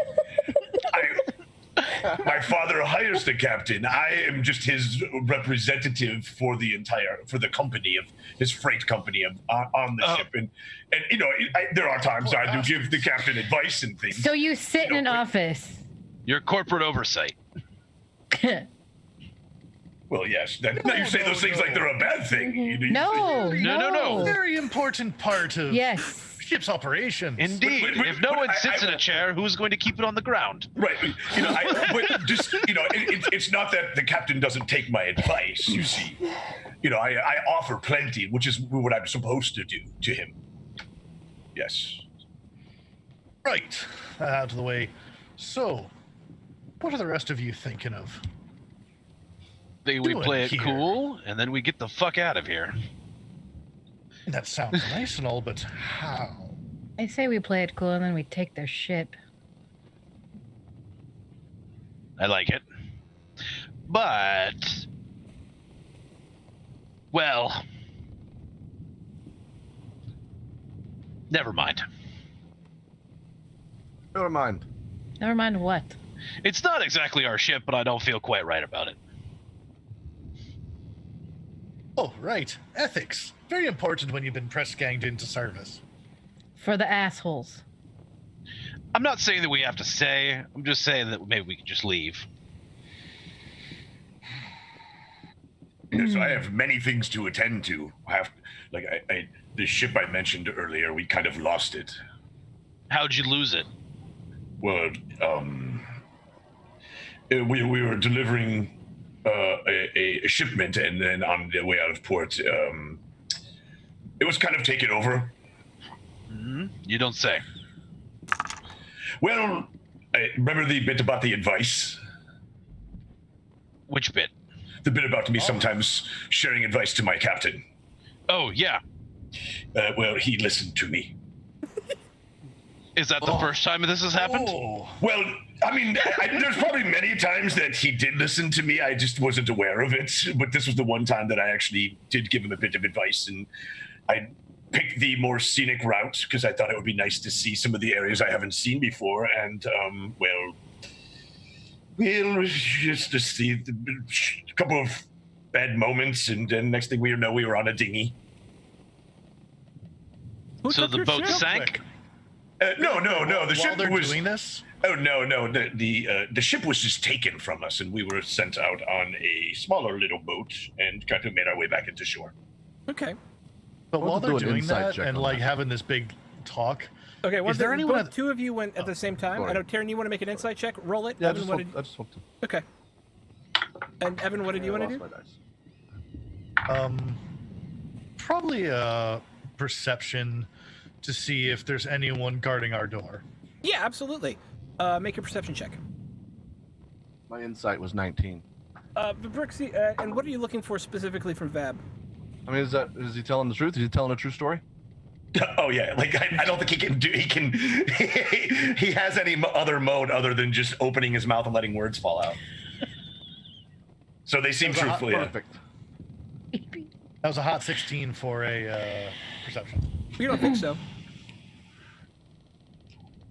Doesn't you don't hear Are anybody like you rolling pacing- the perceptions? Sorry. Oh, I should be. I'm sorry. That's one of the things we were going to do is we were going to do sneaky rolls. You all should need to remind me of that because I'm so used to not doing it. That you don't think so? Okay. Sandara will also pipe in. Who took your ship?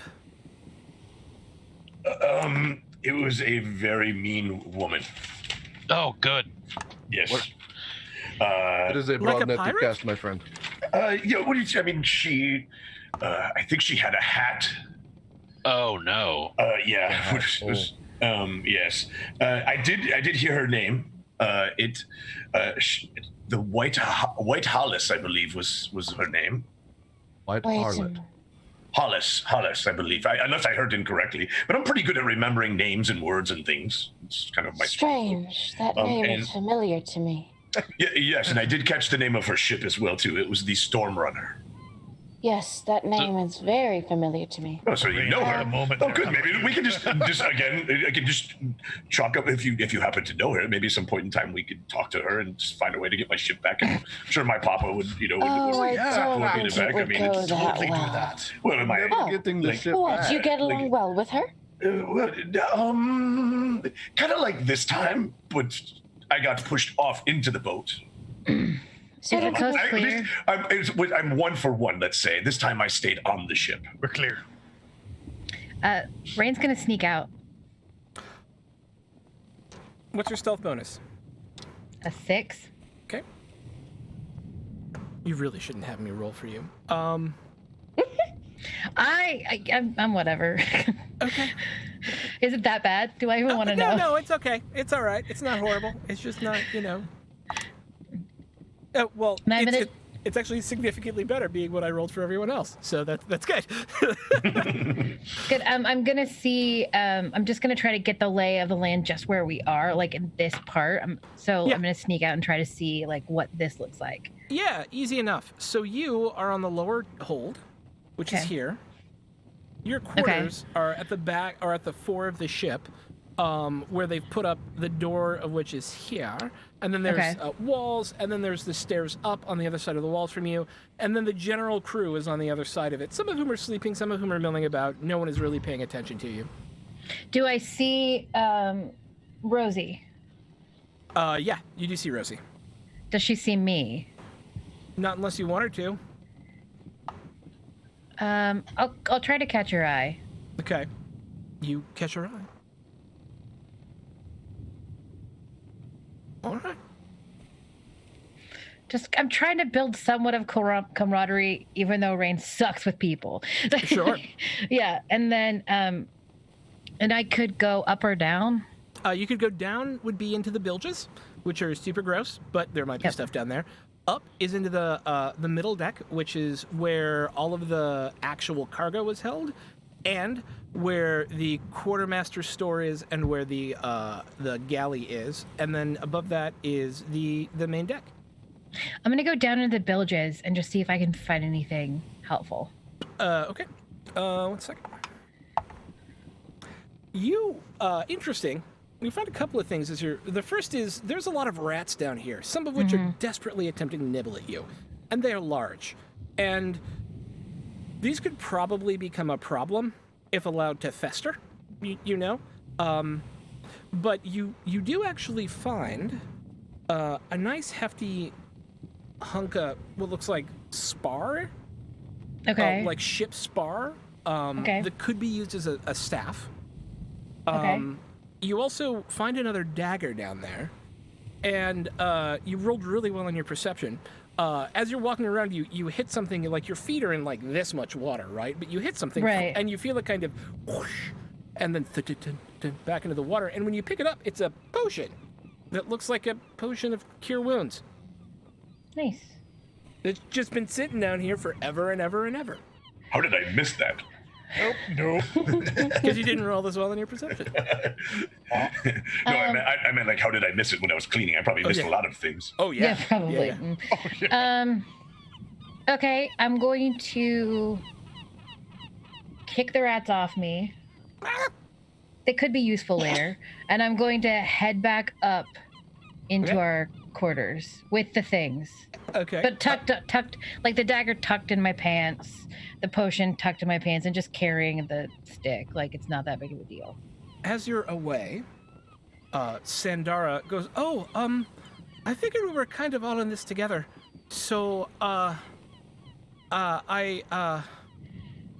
got some stuff of yours. I think it's yours. Really? And I Have. couldn't get something for everyone, but I did find a few things, and I hope that's okay. I hope it. And she kind of pulls out from in the kind of little corset thing she's wearing. Celeste, it's your jeweled wrap. Oh, Sandara, you're an angel. Absolutely. She takes it and immediately throws it on.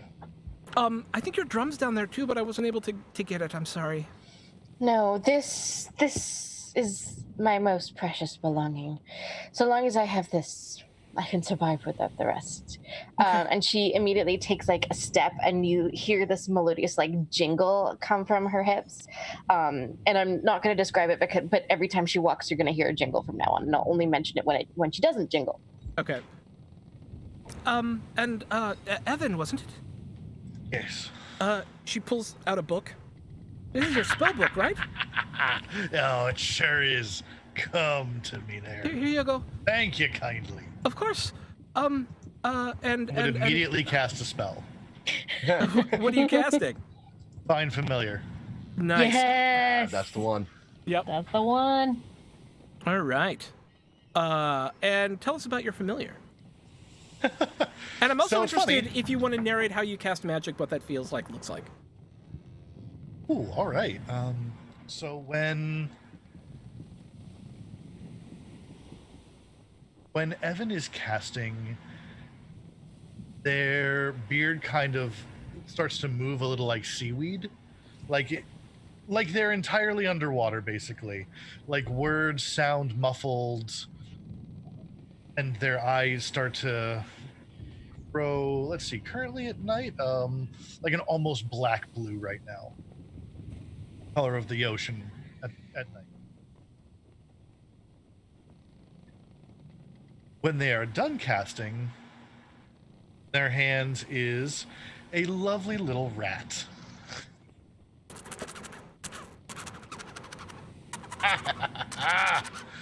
There we are. Hello, Krissa. It's good to see you again, darling.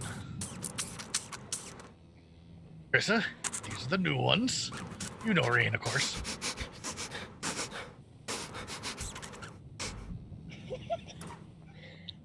That one over there, that's Brisket. Let's see.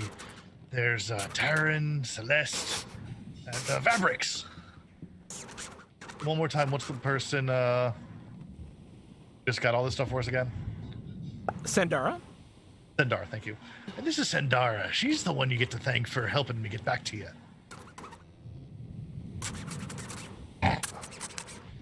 And this is Krissa, and she's adorable. Hello, Krissa. Oh, Taryn, I got something for you too. But I don't know what it Really? looks like because it wasn't defined on your character sheet as anything other than an arcane focus. Oh. I should have told you it is my necklace. Oh, well, damn it. Oh, then Sorry. this was really hard for me to get, and I would really hide this because I'm pretty sure you're not supposed to have it. And she pulls a pistol out. Here you go. Trusty backup, thank you. Mm-hmm. That's all I could get, though. I'm sorry I couldn't get something for everyone. I am fine. Okay. You all seem all right. Is Rain back yet or not yet? And enter Rain. Oh, sorry, right. Rain wasn't right. there yet. Yeah. And then enter Rain. Hey. Rain, look who it is. Hi, Krissa. Krissa, right? Yeah. Okay. Hi, Krissa. Little Scritch. I found some stuff. Pulls out the dagger. Pulls out the cure wounds potion. Anybody need a dagger? I could always use more. I could certainly use one. Or How many do you have already? Oh, the Vibraxian. Found one earlier. That's me. What do you... You see, and I like throw my arm over Vibraxian's shoulder. We have quite good friends. Almost. Oh, okay. We've upgraded. Excellent. Yes. I used you as a reference to burn someone else earlier, so I figure it best be true now. Who doesn't have a weapon and needs one? So you don't have one? I'd give it to Celeste then. Thank you. And then I have a potion. Anybody especially good with healing? Well, there's been a few times that when I was a young man, when I fall down on my knees or something and scraped my elbow, my Mr. Klurpin would just tell me how to hold my hand on myself. And sometimes it would just heal back up again. So it doesn't happen all the times, but it's Are you religious? me? No, I'm just no. I think he might need it the most, and I'll hand the cure wounds potion to... Indeed, he definitely needs the assistance. And I will keep the stick, the span for myself, and I will hide it in our room as best as I can. find them. What's your bonus to sleight of hand? My bonus to sleight of hand is 4. Okay. And that you're going to hide all the Where'd weapons you with find that? all this anyway? Huh? You find all this. In the bilge. Oh. In the bulge. Am I hiding everything? Because I don't think we can wear stuff because it'll get seen. So we need to hide It would it. get So do seen, we indeed. Oh, yes. hide everything? Yes, yes. Celeste, sorry. I know, Celeste. I'm sorry, but like, Well, before I tuck it away, how about one performance, just amongst friends? I'd really like it. It looks really pretty. it does. Yeah, by all means. And Celeste will, she'll do a dance. She'll perform a couple of sea shanties. Wow, English. Sea shanties, and she'll dance. And of course, as she dances, the jewels and stuff that she's wearing will actually accompany and actually provide a rhythm as she's dancing. So she's singing, and the scarf is basically giving her the accompaniment as she's dancing and twirling around, and it's quite fun and merry. All right, and I should probably roll for that, right? You should roll performance. Boopity boop. Performance. 22. Nice. It's an absolutely wonderful performance until about 3/4 of the way through, Oh no. a boot comes through the door and it's Master Scourge. All right. Where the hell did you get that? Looking down at your thing. I found it. It was lying out there. Someone must have dropped it. Dropped it, you say? Yes, your crew are very careless. Look. It's your first day here and stealing from the quartermaster. Well, you saw what happened to Mr. Magpie. Who took it? I tell you, I do not know. How was dinner? Would you like to make a deception check? Yep, I can do that thing. Wait, wrong dice. 9. Well, he rolled a 5 and has no bonus. So in the everyone rolled under a 10 race, you won. Okay. So he goes, fucking grok. He needs to lay off the goddamn sauce. I need it back. Hopefully this can't be a dangerous thing. Give it back. How about a performance first? Perhaps I I can already change your heard mind. half your performance. It was fine.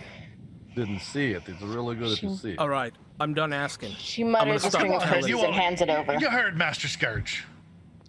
He takes it and he walks off. Next time there'll be punishment. And with that, we're going to take our break as our erstwhile companions have just met themselves and find themselves already in a bit of a pickle here at the beginning of our new campaign. But before we leave, we're going to give away 2 sets of dice from Tabletop Loot. These are Neptune's something. They're very pretty blue dice that are naval themed. And so all you have to do is we're gonna open the giveaway. All you have to do is click or type !YAR into chat to be signed up. 1 R, One but R. you know, !YAR in One chat to yar sign up for only, some Vasily. amazing dice from Tabletop Loot. All right, we'll be back right after these messages. Thanks so much for hanging out with us today. If you get a second during break, you should check out one of our amazing sponsors. We're now proudly sponsored by Roll20, the best virtual tabletop for all your role-playing needs. Over 4 million people use Roll20's virtual tabletop to power their favorite games. And with more modules than you can shake a stick at on their new revamped storefront, you'll definitely find something for your group to enjoy. Sign up today by clicking the link below or heading to roll20.net/start/WTTP. Tabletop Loot is an amazing place to get your dice bags, dice boxes, and more. And now you can get 15% off your purchase at tabletoploot.com by using the code WTTPDICE at checkout. Tabletop Loot. Your party starts here. While you're at it, check out our so awesome merch store, So Nerdware. So Nerdware is the place to find all your Welcome to the Party merch and other amazing stuff too. Head on over to sonerdware.com and use the code WELCOME at checkout to get 10% off your next purchase. So Nerdware. It's what the nerds wear. Devin Rue, the amazing mistress of maps, has kindly supported the channel since the beginning and provides graphics for many of our streams. Head on over to rueinc.com to check out some of the best fantasy cartography on the web. Our Patreon supports the creators and producers of the channel by providing Roll20 subscriptions, cost coverage for video hosting, and more. If you want to support the channel while getting podcasts a week early, gaming articles that are published on Patreon first, a shout out during our break, and more, head on over to patreon.com/welcomepartyrpg and throw us a buck or $5. And last, but certainly not least, help out the party. Subs and bits not only support the stream, but also every 500 bits or a tier 1 sub gives a player or DM of your choice a reroll or system equivalent, and every 1000 bits or tier 2 sub gives a player or DM of your choice a crit or system equivalent. Thanks again for hanging out with us today. The game will be back in just a few minutes. Let's all go to the lobby. Let's all go to the lobby. Let's all go to the lobby to get ourselves a treat. Delicious things to eat. The popcorn can't be beat. The sparkling drinks are just dandy. The chocolate bars and the candy. So let's all go to the lobby to get ourselves a treat. Let's all go to the lobby to get ourselves a treat.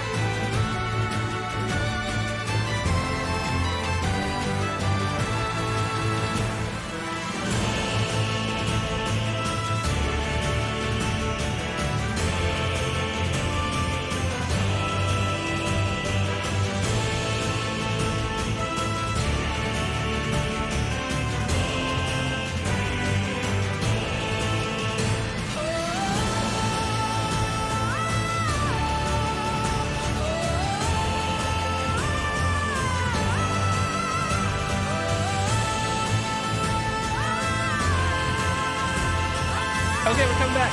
Come back right now. We're coming back. Look at that. That's us back. Hey, everybody, welcome back to the second half. Well, the last hour of tonight's game here on Welcome to the Party, the premiere of Blood and Shackles Friday Night D&D coming at your face with episode 1. Thank you all so much for making the time to hang out with us tonight on our big premiere night.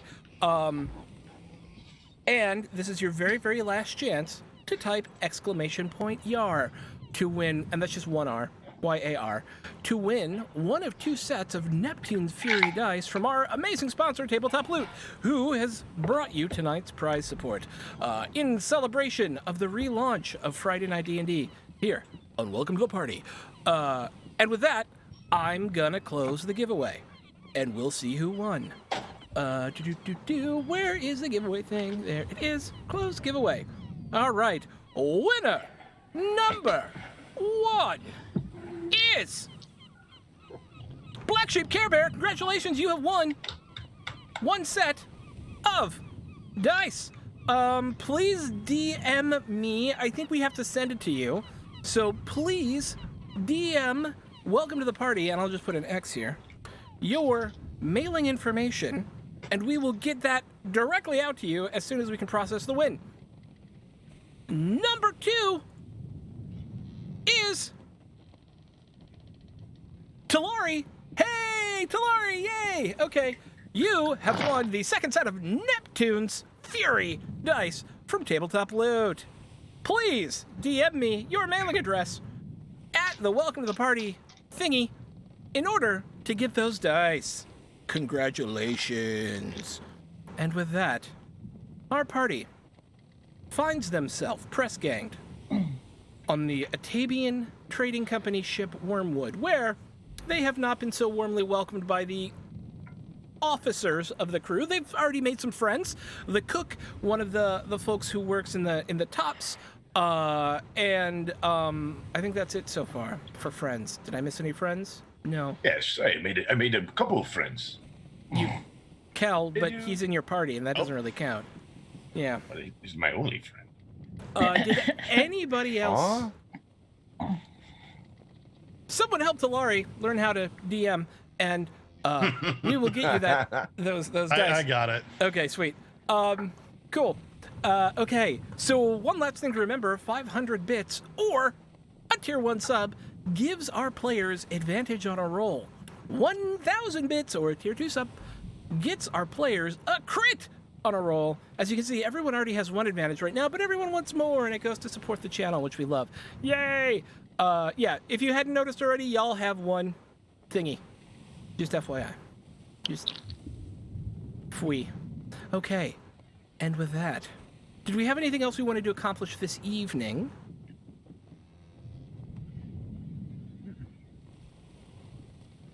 Nope. Vavrix needs to go to sleep. Nope.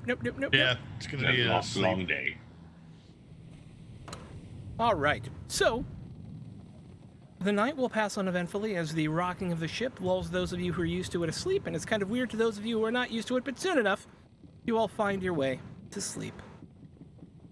Morning comes with the ringing of the ship's bell, as it always does. There's a quick meal before each of you, which, Celeste, you're not even responsible for. There's a nighttime person who does that. Your job is the evening meal. Before you're each required to go back to your posts. Rain and Kel in the tops. Taryn, Evan, and Vabrix swab duty. Oh, no, wait. Rain and Taryn in the tops.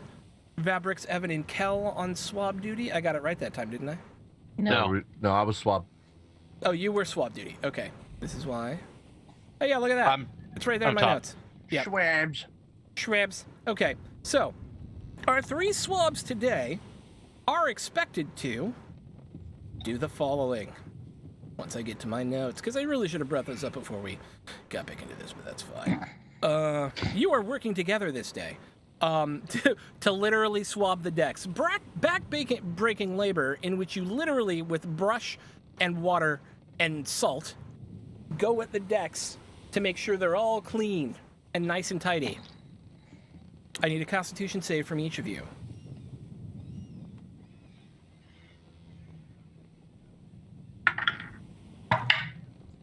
Ooh, 23. Ooh, 5. Okay. 13. 13. So, Fabrixian, by the end of your workday, you are suffering a level of exhaustion. This is not something you're at all used to. You are tired, your arms ache, you've been on your knees all day under the beating sun as the ship makes way across an open and relatively calm sea. It's just, your hands are the hands of a merchant, not of a sailor. And Do we have constant surveillance? yes, Master Scourge, his post during the day division is on the main deck, so he's always here. But if you would like to try to do something, this is your opportunity. You get to try one thing during the day between all your other work. You'll always have one opportunity during your workday to do something. Nah, it's probably not worth it. I was trying to be lazy. I was thinking about casting Mage Hand to do the work for me. Yeah. But then they would see that and probably have a problem. Oh, yeah. So yeah, we'll not do that. I think what Evan plans to be doing is Evan is going to be working diligently, but also sending out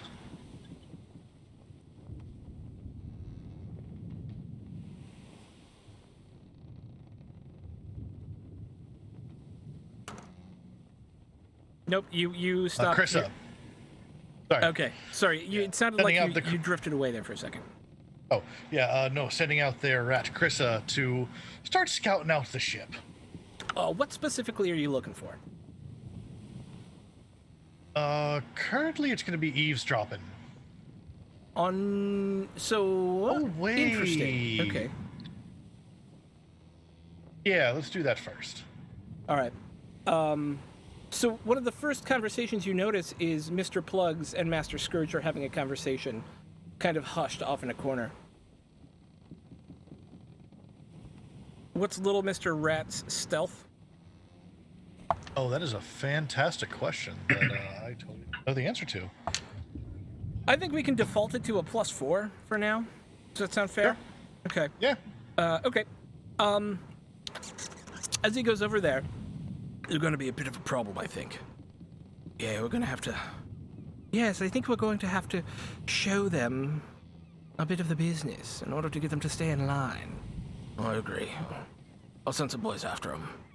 Probably tomorrow morning. Good. No bloodshed. Just bruises. You want to keep them around, We're short-staffed. I got it. It'll be done. Good. And then, Mr. Plugs walks back up onto the quarterdeck.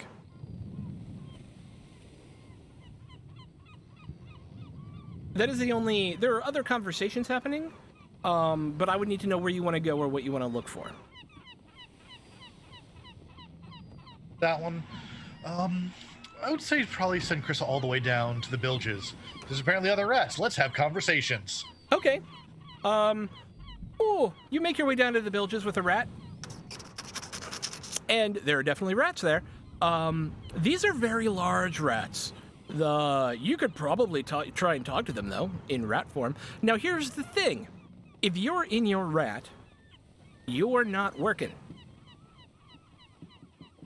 And so overhearing a short conversation on deck while you're kind of paused is one thing, but like taking over your rat, running down 2 or 3 steps and having a conversation with some other big rats is a whole different affair. Because remember, you can still move, but you can't see what you're doing when you're riding your beastie. Yeah. Can he do just a back and forth motion while he's doing it? Aaron, can you watch my back for a minute? Let's say what I could do in that case is kind of use my mage hand to maybe push his hand back and forth. That I like. That is smart. That's Love that. You just weekended Bernie's heaven. Yeah. I did. I love it. I love that. That's hilarious. My first spell. So yeah, so I'll kind of just hold my amulet for a second and cast Mage Hand, but it's like under him, so it's like Yep. they can't see it's there, and it's just, Yeah. it's gonna push his hand back and forth while he does his thing. I love it. That's super smart. Okay. Evan, you've got an opportunity. All right, so yeah, ready chatty. I like it.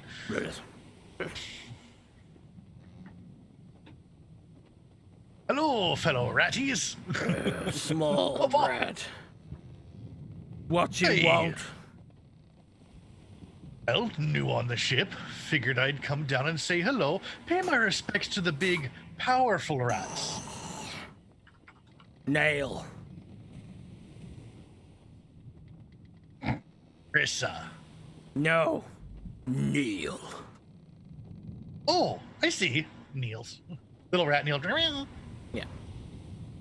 What you Goes doing down belly. here? This ain't for your kind of rat. Well, I see that there's quite a few of you. More than Aye. usual. That's right.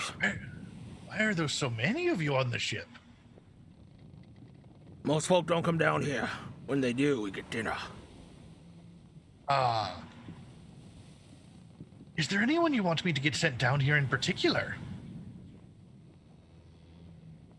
Tall, leggy things we can eat.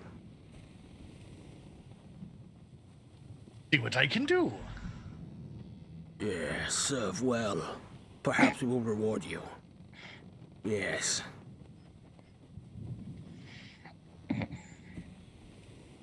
Gotta get back up. Good. Leave. Small. Right. 3-piece. All right. Taryn and Fabrics, did you want to do anything on deck during the day? Work. Just do the regular work diligently. Okay. Sweet. Riggers.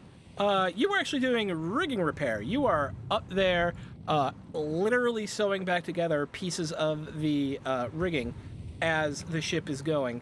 In some places, there's some rope that needs to be restrung, and you're doing the general maintenance of the ship. So is there anything you'd like to do during the day, Rain and Kel? I want to keep an eye on the comings and goings from the officers' quarters and the captain's cabin. Copy that. Captain spends about 3/4 of the day on the deck. The other officers, and then we'll kind of... he goes downstairs for about an hour at like 3 o'clock in the afternoon. You're thinking siesta. And the officers, it appears that there is a rotation that they are expected to keep. With the gunner's mate, who you haven't met yet, the Mr. Plugs, Master Scourge, and it looks like one other officer who are here and doing their job during the day, and then 3 other officers are probably asleep in the cabin during the day, and then that swaps. I kind of want to get an idea of who's where when. Yep. If I can. Yeah, Mr. Plugs spends most of his time on the quarterdeck. Okay. The captain spends most of his time on the quarterdeck. Yep. The master gunner spends most of their time either in the captain's cabin, the officer's cabin, or on the main deck servicing the cannons. Because that's where they hang out. And the other 3 are asleep. Okay. And Master Scourge spends most of his time with the swabs on the main deck. Right. Okay. And is there any time that they switch shifts, or there's only one person on deck? It's a little bit more loosey-goosey than that during the shift itself. Okay. You've only had 1 day to watch, but no, that's fine. Yeah. Today, Master Plugs went below the deck around 1 p.m. for about a half an hour. Okay. Your assumption is probably fooding, and Master Scourge went with him. Okay. So they went and lunched together. Okay. Okay, cool. Thank you. For Kel, I would like to stage an incident where another crew member that's not a party member gets in some sort of harmful situation, whether they fall overboard or something, that Kel could then rescue them in and look like the savior of the situation. All right, so how do you sneakily get someone to fall overboard? And how is that person not Fabrixian?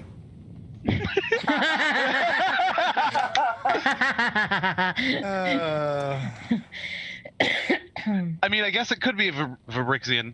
I'm just saying. No, that probably makes the most sense because it would be really easy to get him to go overboard and a lot harder for anyone else. So yeah, I'll change it up to Fabrixian. It's up to you. To go overboard. No, it makes a lot of sense. Okay. He's below me. So let's see here. I think like call his name out to him.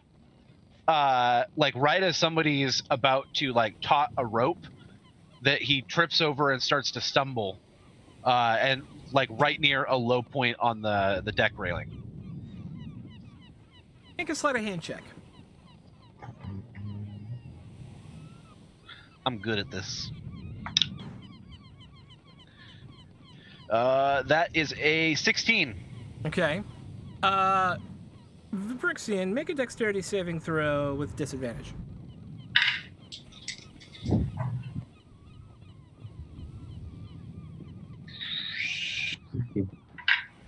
What'd you get? 16. I will leave it up to you. I have no problem auto-failing it. Okay. Done. You choose to fail. As you choose to fail, gain a hero point, because whenever you choose to fail, you get a hero point. Oh, cool. Sweet.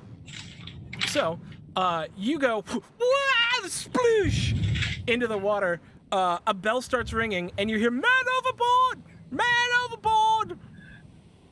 And in the blink of an eye, Kel is going to leap from wherever he's at into the water after him. Okay. Make an athletics check. Does anybody else want to interject in this in any way whatsoever? I feel like Rain would do the same, but I don't want to take Kel's thunder. I'm going to make a perception check for you real quick. Okay. You don't quite see where the overboarded person is. Okay. So I'll keep an eye out. You were busy keeping an eye on, like, schedules everything and- else. Yeah. What was that, Evan? Evan would probably try and help too. Okay, 1 second. You didn't see what happened. Too busy with Rat. Cool. Yeah, you're busy with Rat. I rolled a 7. I'm sorry. I'm busy helping him move his hand back and forth. So Yeah, I move my hand back and forth. Okay. Is this athletics or dex? Or athletics or acrobatics? Oh, this would definitely be athletics. Okay. There's cool. nothing acrobatic about swimming. Unless you're swimming acrobatically? I don't know how that would be. It's athletics. Word. I have a swim speed. Do I need to make the check? No, wait, you have a swim speed. Duh, I forgot. You're a CL. You don't need to make shit for check. Vabrix, on the other hand, does need to make an athletics check. Okay. Come on, these big blue muscles to work. Ooh, no. An 11. This is going to be problematic. You are actually going to have to make an athletics check. Vabrix is like flailing, and it's only helping him sink. Yeah. Cool. You stay calm, friend. 16. You're able to very quickly, within about a minute, swim down to where he is and wrap him around the waist and start to bring him back up. Stop squirming! Stop squirming! The water just goes right through my claws. And as you come up, Master Scourge and Mr. Plug are looking over. Look. No one says you had to save him.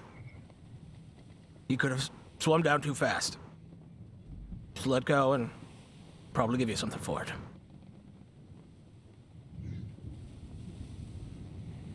Can't just let this man die. He's incapable. Give him a chance. You put him in this situation. Fine. And more crew are starting to come up. They've lost their moment. And they throw down a rope. And you guys are able to get back up on deck.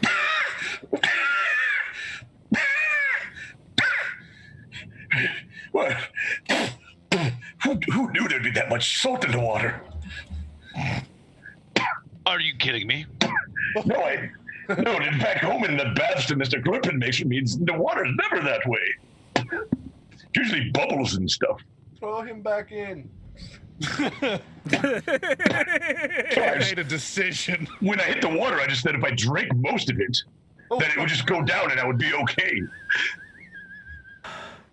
This is the opposite thing that happens. Now you tell me. I thought you understood how swimming worked. Well, I mean, I've swam before, but it was, very shallow in the tub. When you can touch the bottom, it's not swimming. If I blow bubbles, does it mean I'm not underwater too? What? Yes, I turn around and walk away.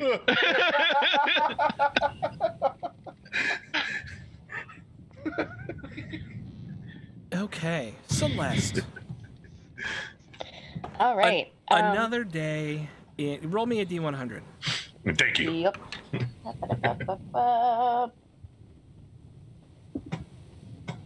30? No, wait. Is that the right dice? I don't even know. 30 sounds right to me. Okay. Yeah. It's normally 2d10. One is your 10's die, and one is your 1's die. Okay. So you can just tell me which is which. But either an 03 or a 30 is enough for him to actually be sober today. And he goes, Hooray. Oh, yeah, right. Hello.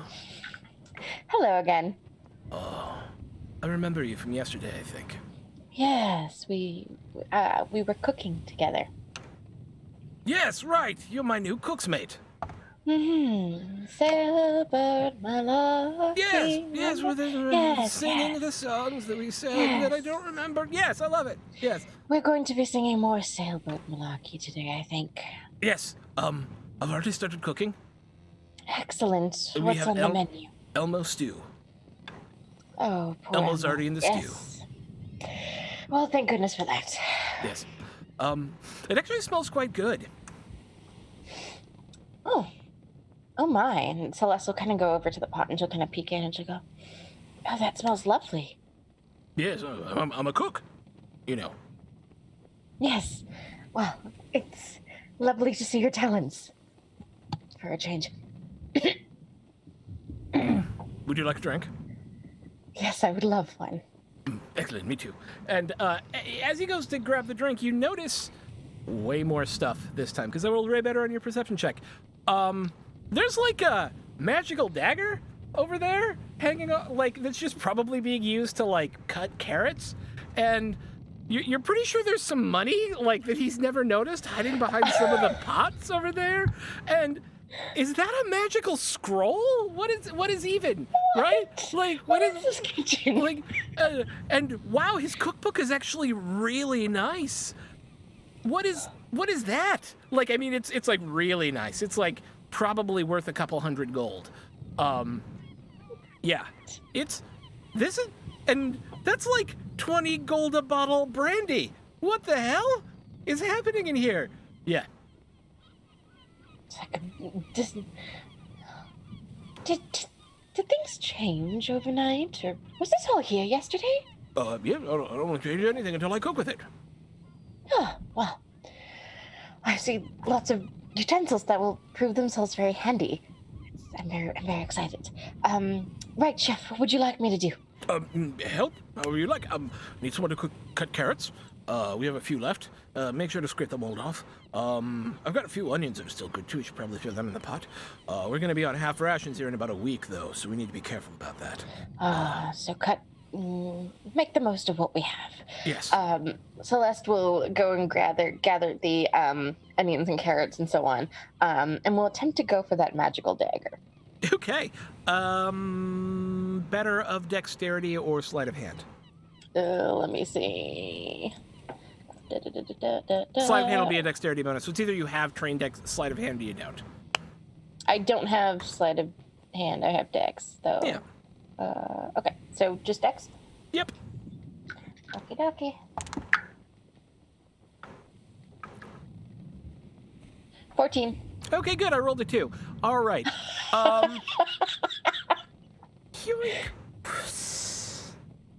You also have the opportunity to grab about 8 gold worth of coppers and silvers, Yes. if you Excellent. so choose. Yes, please. Yes. 8 gold. Yeah. 8 gold and magical dagger. Yeah. Before he kind of turns around and goes, where are those carrots? Right here, chef. Okay. Is there anything else you'd like to accomplish during your cooking? Not during the cooking. She's gonna just keep playing good for now. She'll keep singing Sailboat Malarkey because she's still bitter. And she has a plan for the evening. She wants to talk to Evan, but beyond that, she's just chilling out. Okay. You actually notice one other thing. About 2 p.m. every day, Grok leaves the store for about 30 minutes. And today, she didn't lock the door. She was walking a little drunk. Okay. How attentive is Fish Guts at this moment? Not. He's attentive to Perfect. the cooking, but that's about it. Celeste will say something about trying to grab another ingredient to add in, and we'll go to kind of peek in, just to take a quick peek. Make a stealth check. Doop doop doop doop doop doop. Boop boop. I'm trying to remember. Okay. 22. Oh, yeah, he actually rolled really well, but you rolled way better. Yeah, door's totally unlocked. Okay. So she kind of peeks in. Anything that jumps out at me? A couple of the crates are, open. Open crates. What do we got in them? Essentially, the way it's going to work is you can choose one of your party members who is not you. If you want to try and get their gear back, you can grab it. Okay. Yeah, let's do it.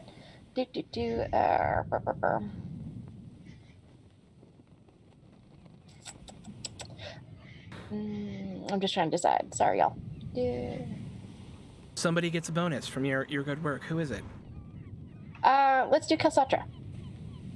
Kelsatra gets your... Well, you will tonight, as long as you are not caught between then and now with that stuff. You will get that gear back. I will say there is also a very nice fiddle in that box, should you choose to grab it. Definitely grabbing the fiddle. Okay. All right. And with that, dinner is served, and the sailing day for you all has ended, and dinner and nighttime activities can begin.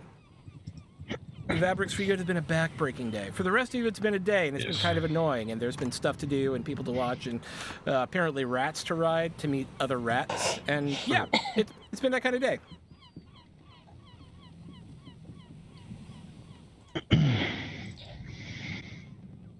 Celeste is staying in the dining hall waiting for Evan to show up. Evan will in fact show up.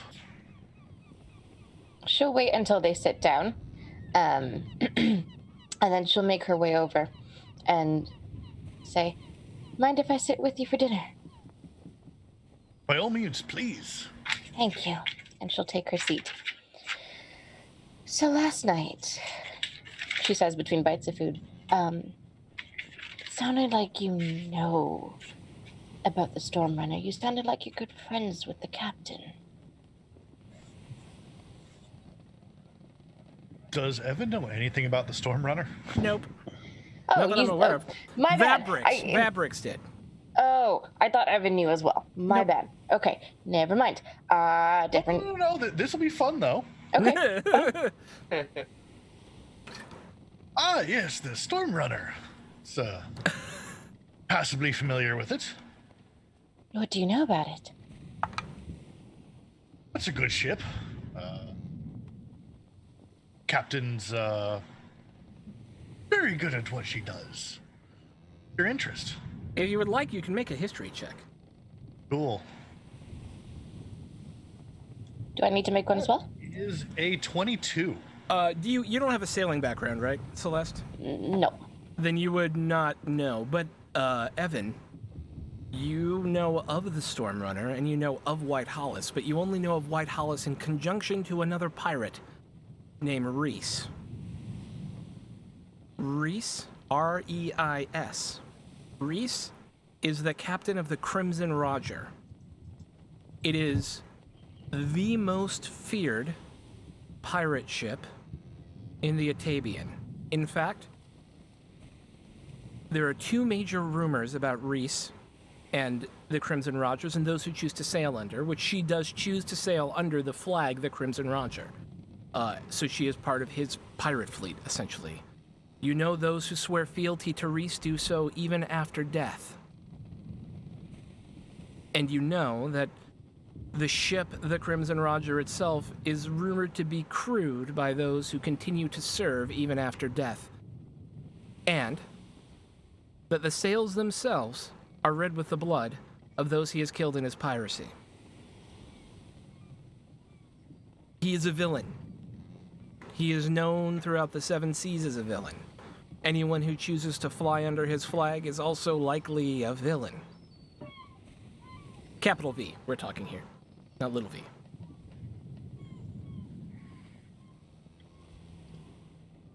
You can just pitch a little bit.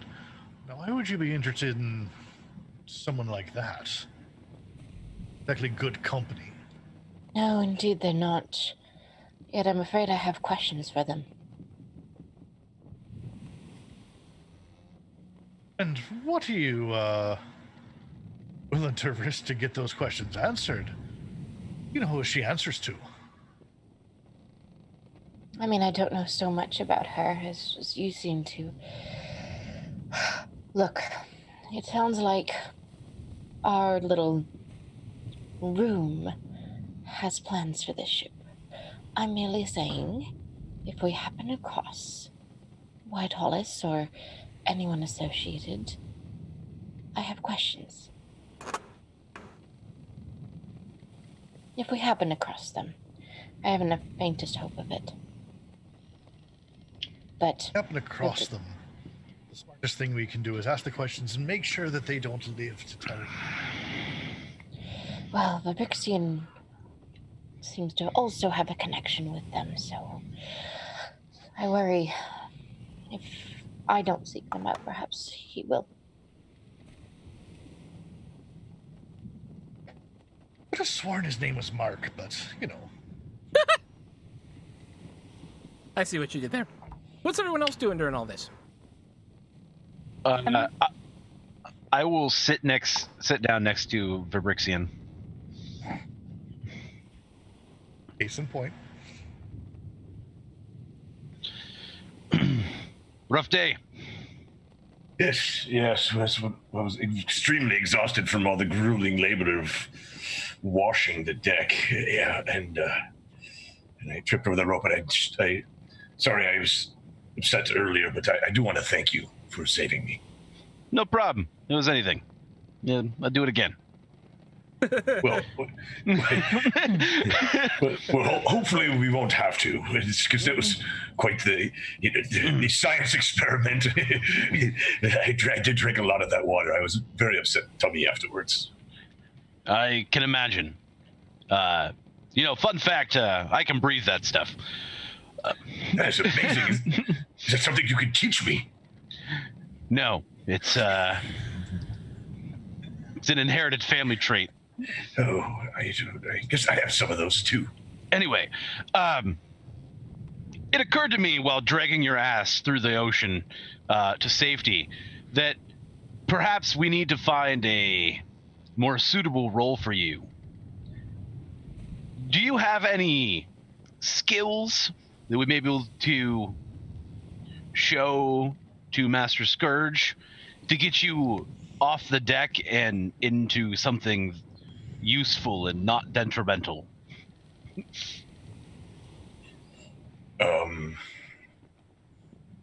Well, like I said, most of my work at home was done in the office. Okay, what? Oh, well, there was a number of things. I would do lots of invoice work from my papa, and he owns a freight company, a shipping and freight company. What was the name again? It's Thea Scar's Freights. Okay. We're based in is it Vodachi? Yes. Yeah, we were based in Vodachi. Fascinating. Yes, we have a number of ships. The ship I was in charge of was the Sea Sprite. Your father doesn't wear a mask, does he? No, no, not at all. Continue. It's a random question out of nowhere. Yeah, this is kind of rather shocking to ask if he has a mask. I mean, my father's quite handsome, much like myself. Yes, I can see that. You're quite stunning to lay my eyes upon. Well, my mother used to say the same thing.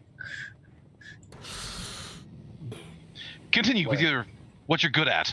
Oh, it's not a very long list. I would also do discuss shipping lanes, the weather many of times. Hold that thought. Yes. Shipping lanes and weather. Would you say that you're somewhat of a good navigator? Oh, I was good with the charts, looking at them, like picking paths and things like that. But nothing like, I like. Are you? I like maps. You like maps? Yes. How good are you at predicting the weather? I can't predict the weather. Can you look upon the skies above and get a sense for what is happening or to come? No, I mean, I can tell when it's cloudy out. No. Foresight. No. Listen. No. Yeah, no, I understand what you're saying. Okay, I'm really trying to help you. And here's why.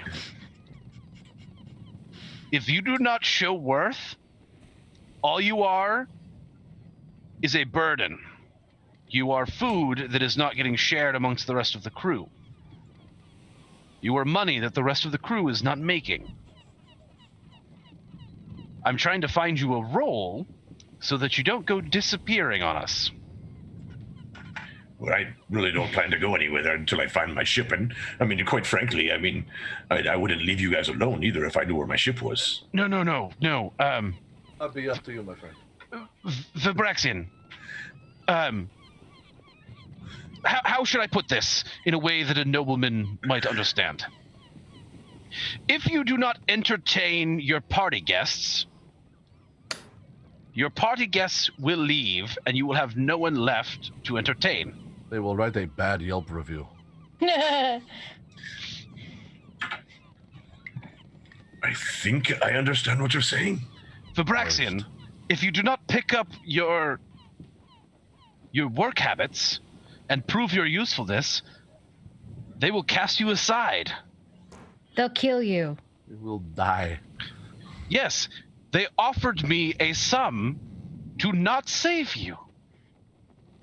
That's silly. Do you know how much money I am worth? It does not matter. Those money. They're like throwing away bags of coin. Show us these bags of coin. So what you're saying is one could exploit you for your net worth and able to gain prominence aboard the ship.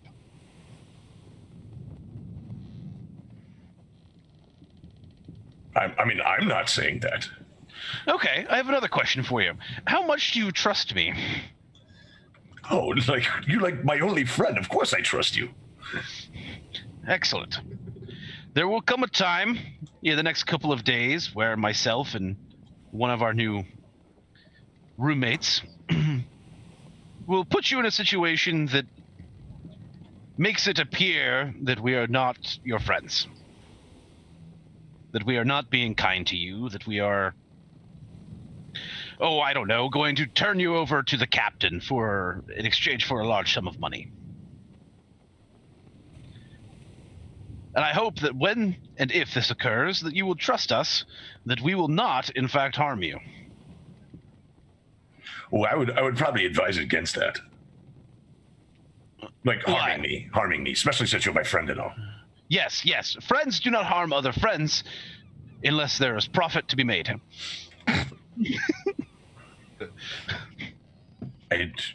Or you are from Avalon, in which case then I cannot.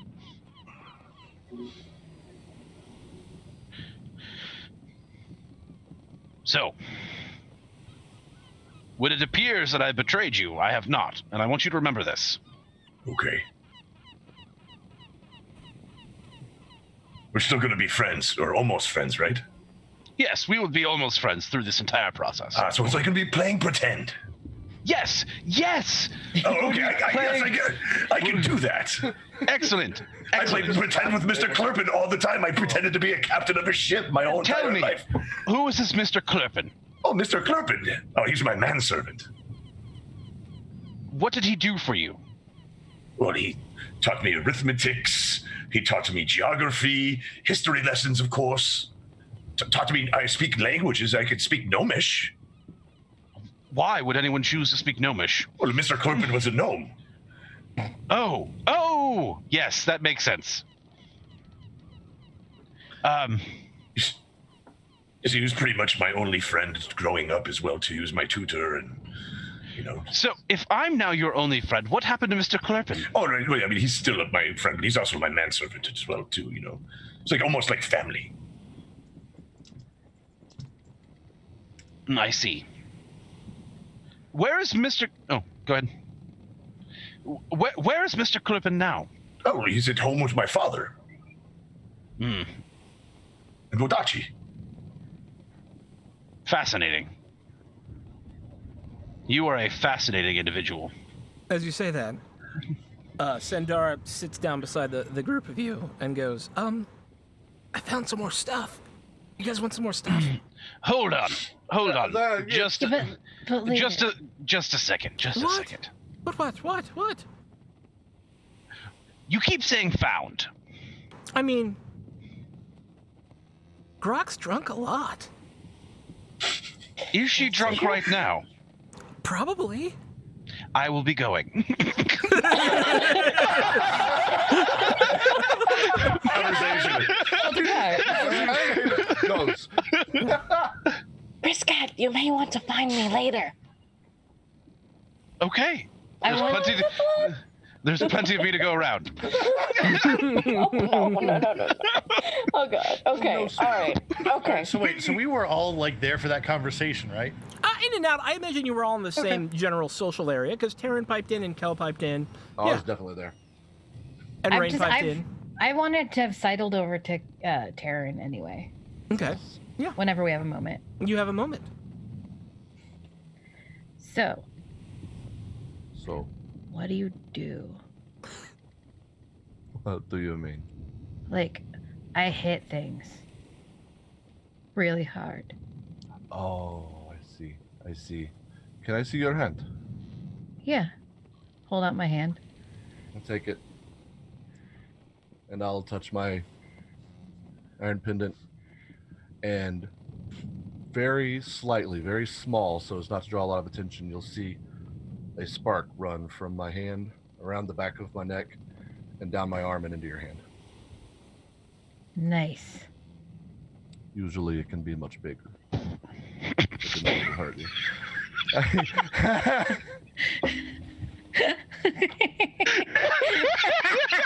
I was in the ball.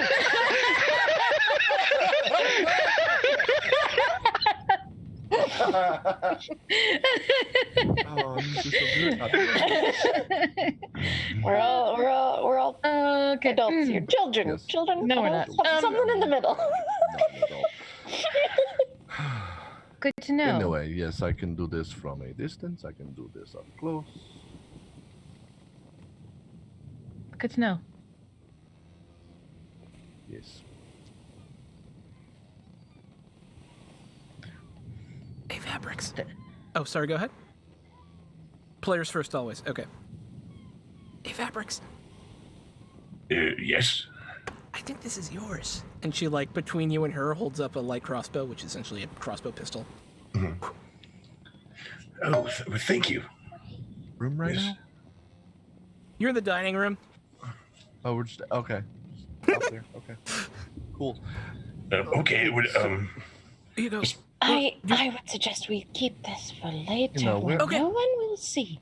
Rain, I found some darts that I think were on you when they knocked you out. Keep them and I'll grab them later. Okay. I would like to insect check this woman. You may. Like, why does she know all these things, and why is she so helpful? 14. She seems really helpful, and like she kind of likes you all, and feels like you were all shanghaied at the same time. We're all in this together. Can't you see? Sorry.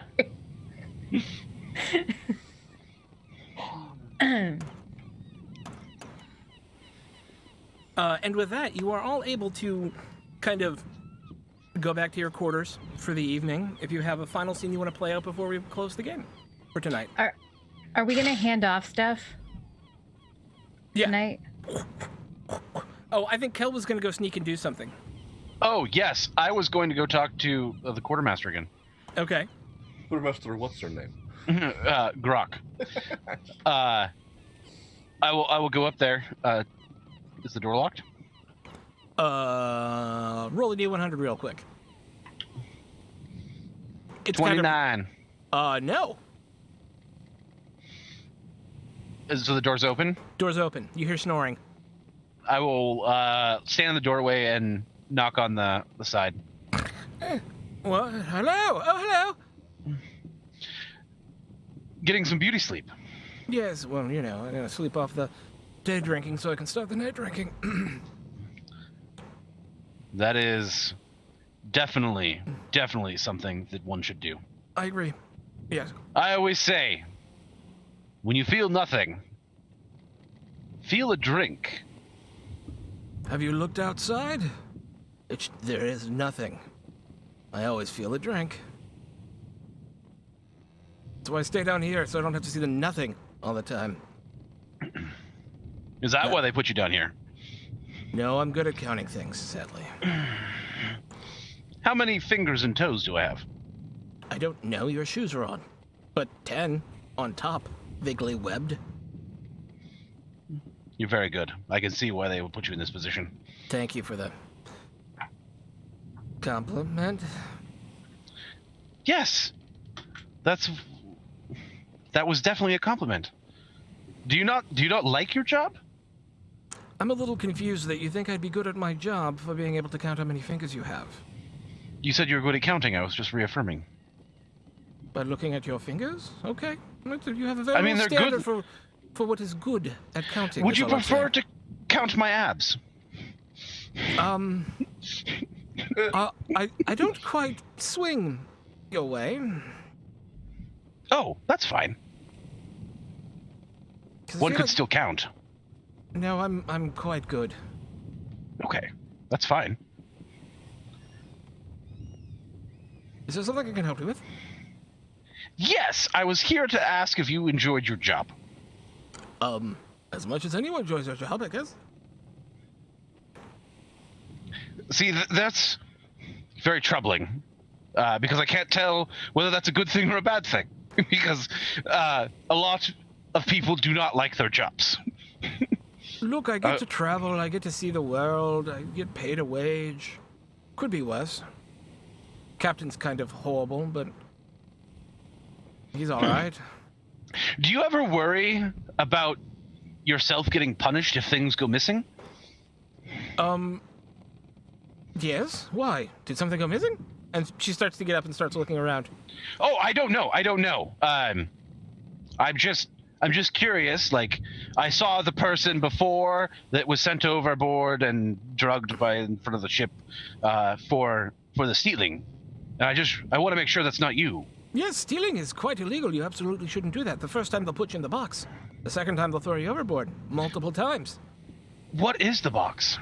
Small wooden box that they put out on the main deck. And they put you in it. And then lock it. Sounds horrible. It is. Have you ever been in the box? Hells no. Smart. Well, the thing is, I already have everything. I don't need to steal nothing. Yes, but you're still in a risky position because you could lose things. Look, if people steal from me, they're the ones who get punished, not me. So you're not worried if people steal from you? No, there's nowhere for them to run. anytime things get stolen, there's a search of the ship, and we find it, we bring it back, and whoever did it got punished. I see. I see. Interesting. Well, as always, it's been wonderful to chat. I will see you tomorrow. Of course. And so you have a final moment before we close today's game to have a scene with all of you once again together, about to go to sleep. Right. Celeste, at this point, will hand over Kelsatra the stuff that she stole. Do you keep the fiddle for yourself or do you bring it out? Yeah, I keep it for myself. Okay. I put my crossbow down. Oh yes, here you go. And here are your notes. I'm so glad. And hide them with the rest of the stuff. Okay. Yeah. I have a lot of things. Something very important. Seems like Master Scourge and Mr. Plugs are planning to give us a bit of a once-over tomorrow morning. Bit of a show us our place kind of conversation. I would very like to stand up to that. I was thinking we could turn it around a bit. In the same thing. What were you thinking? Well, and forgive me for this, Fabrics. Would you be alright if we beat the ever-loving hell out of you? Not for real, though. Oh, yes! This is similar to what we spoke about earlier, Fabrics. Oh, well, you see, I would, on normal pretenses, not have an issue with this, because it helps my friends, of course. But, sometimes when I get hit with things, there's a very strange reaction, and it's usually not in anybody's best interest to be near me when it happens. So Oh, we dear. have them hit Fabrics.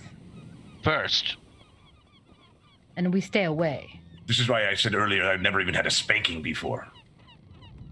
it's quite enjoyable. You should try it. I'm not opposing the choice, the chance to do so.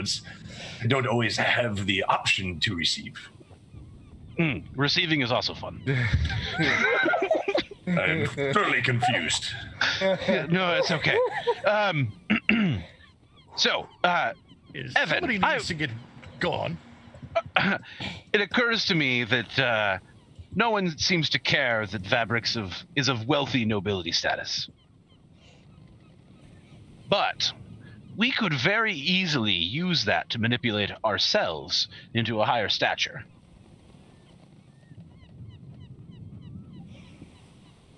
Oh, We could ransom or?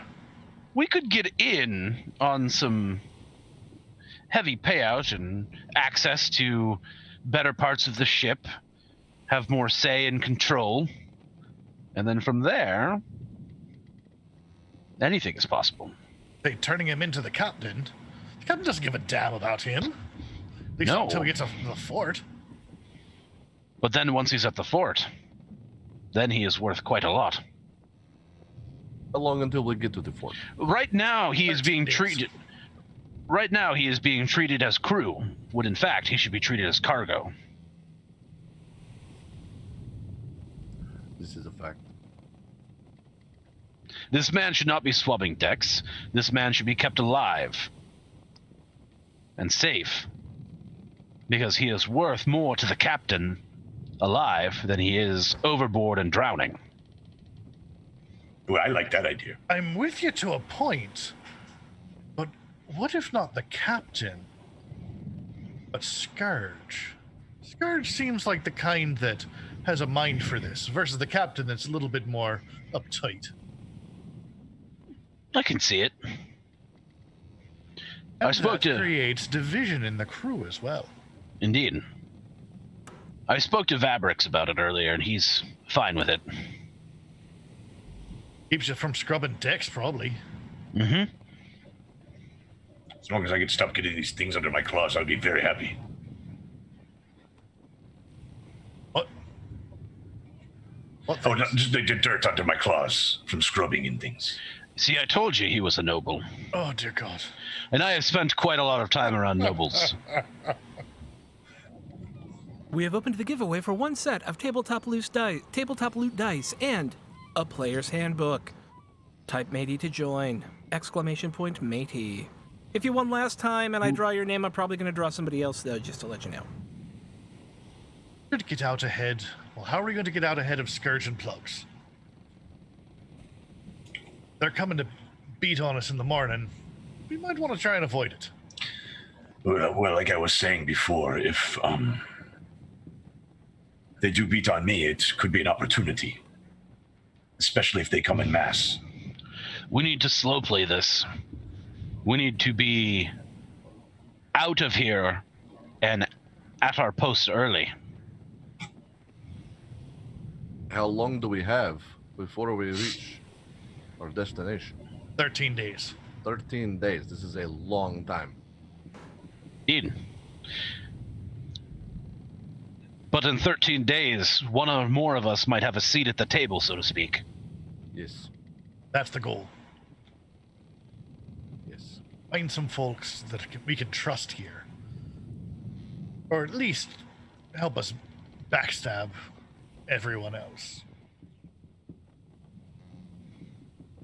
Indeed. Throw some chaos, and then Yes, I think we need a chaos lot is of the right chaos. answer.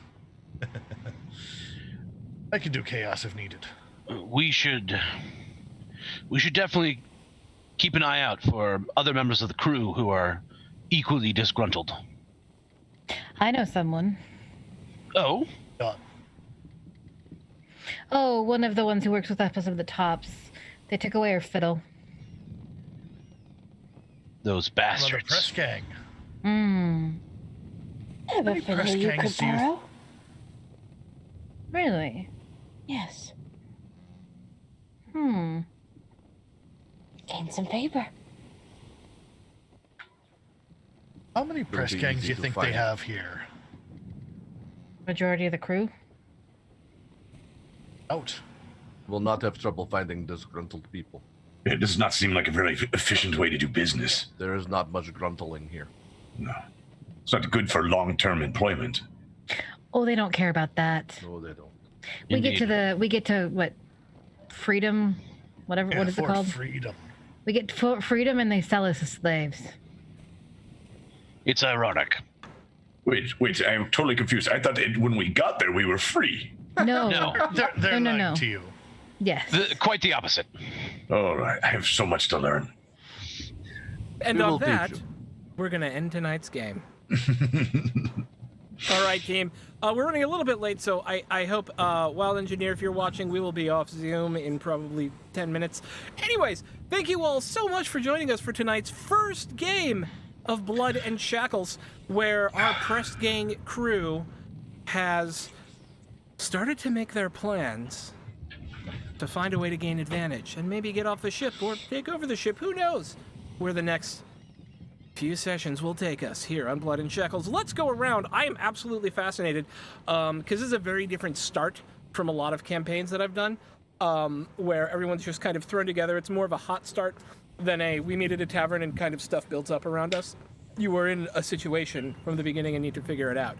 So I would love to get people's thoughts, both on what they thought about the first session, how they're feeling about the game, what you're thinking about the crew, whatever you want. Reflections on the night. And we'll go in opposite order of which we began, starting with the dear Leona. Hello, everyone. My name is Leona. You can find me on Twitter at the Leona Maple. I loved this. I think the hot start was a really great idea. It's fun to kind of just be, for me anyways, it's fun to be thrown in the deep end and to like have to feel your way around. So I'm having a blast. So thank you. Absolutely. Where else can we find you on the internet? On Twitter at the Leona Maple. I'm also on the Discord. I'm a mod on the Discord. And I don't know what else I'm doing at the moment. It's been a long day. I was at a climate march earlier today. So Oh yeah, awesome. Yeah, tell you all next time. Sweet. Fan. Hi. So I oh god, this is good stuff. This is I like that it's just you're in it immediately. And god, oh, it put me to shame with these characters. Oh my god, Vabrix is he's the sweetest boy. Precious. Baby. I love him so much. He's the biggest He's this like most precious of them all. Yeah, absolutely. So yeah, this is great. I'm so looking forward to this. And so I'm Than Rand literally everywhere on the internet, mostly on Twitter. Also on my own Twitch channel, twitch.tv/ThanRand, and that's on Tuesdays and Thursday afternoons, Wednesday evenings. I'm starting a schedule, and it's actually going to happen. I swear to God, it's going to happen. And then on Monday nights, I'm playing in Fates Chosen on twitch.tv/open4adventure. And that my first session was this past Monday. So, oh man, coming into the middle of a 40-something episode this game is intimidating, let me tell you, but it's really good stuff. And yeah, that's about it. Yay! And remember, if you're in chat right now, which there are a lot of you, and thank you, we love you, type !matey to win either a set of tabletop loot Neptune's Fury dice or a player's handbook. And yes, you probably have one, but you can give it to a friend, a compatriot, a grandmother who you want to teach how to play Dungeons & Dragons. Kate! Hi, I'm Kate. I go by me in midair on the Twitters. This is really fun. I am really excited to be back playing with this group. And I mentioned on the break, what I think is really funny is that Smurf and I just switched character types. Yay! I agree. And it's fun. It's fun to be different. And so I've really enjoyed it. And I like the whole setup. I think it's a really interesting way to start with the different moves and stuff. And I am here on Tuesday nights on Riffs, Blood, Dirt, and Chrome with Throck, where we play in a bow hankers world. It's bow hankers. Where anything can happen. Mm-hmm. That is factual. Chris! Yep. What's up, everybody? The Chris Herzog, and all social media is Judo Killer here on Twitch. Hot Start was awesome. Vabrix is a hot mess. And I love playing them that way. So I'm having a lot of fun. I'm loving the interactions already. This group is amazing. I say that every time we get the chance to play. And Leona, thank you for joining us. It was awesome playing with you today too, and I can't wait to see where everything goes in the campaign. I'm not anywhere else on any streams right now other than here on Friday nights. But I do have a website, and if you're interested in jiu-jitsu, MMA, that kind of thing, it's an instructional-based website. It is www.zagapedia.com. Check it out if you're interested. Chris is technically famous in another world that's not D&D. And we love him for it. And I will make him feel bashful about that all the time. Stop Capjack. Capjack. Hey everybody, I am Capjack, or at Captain J Cross on the Twitters.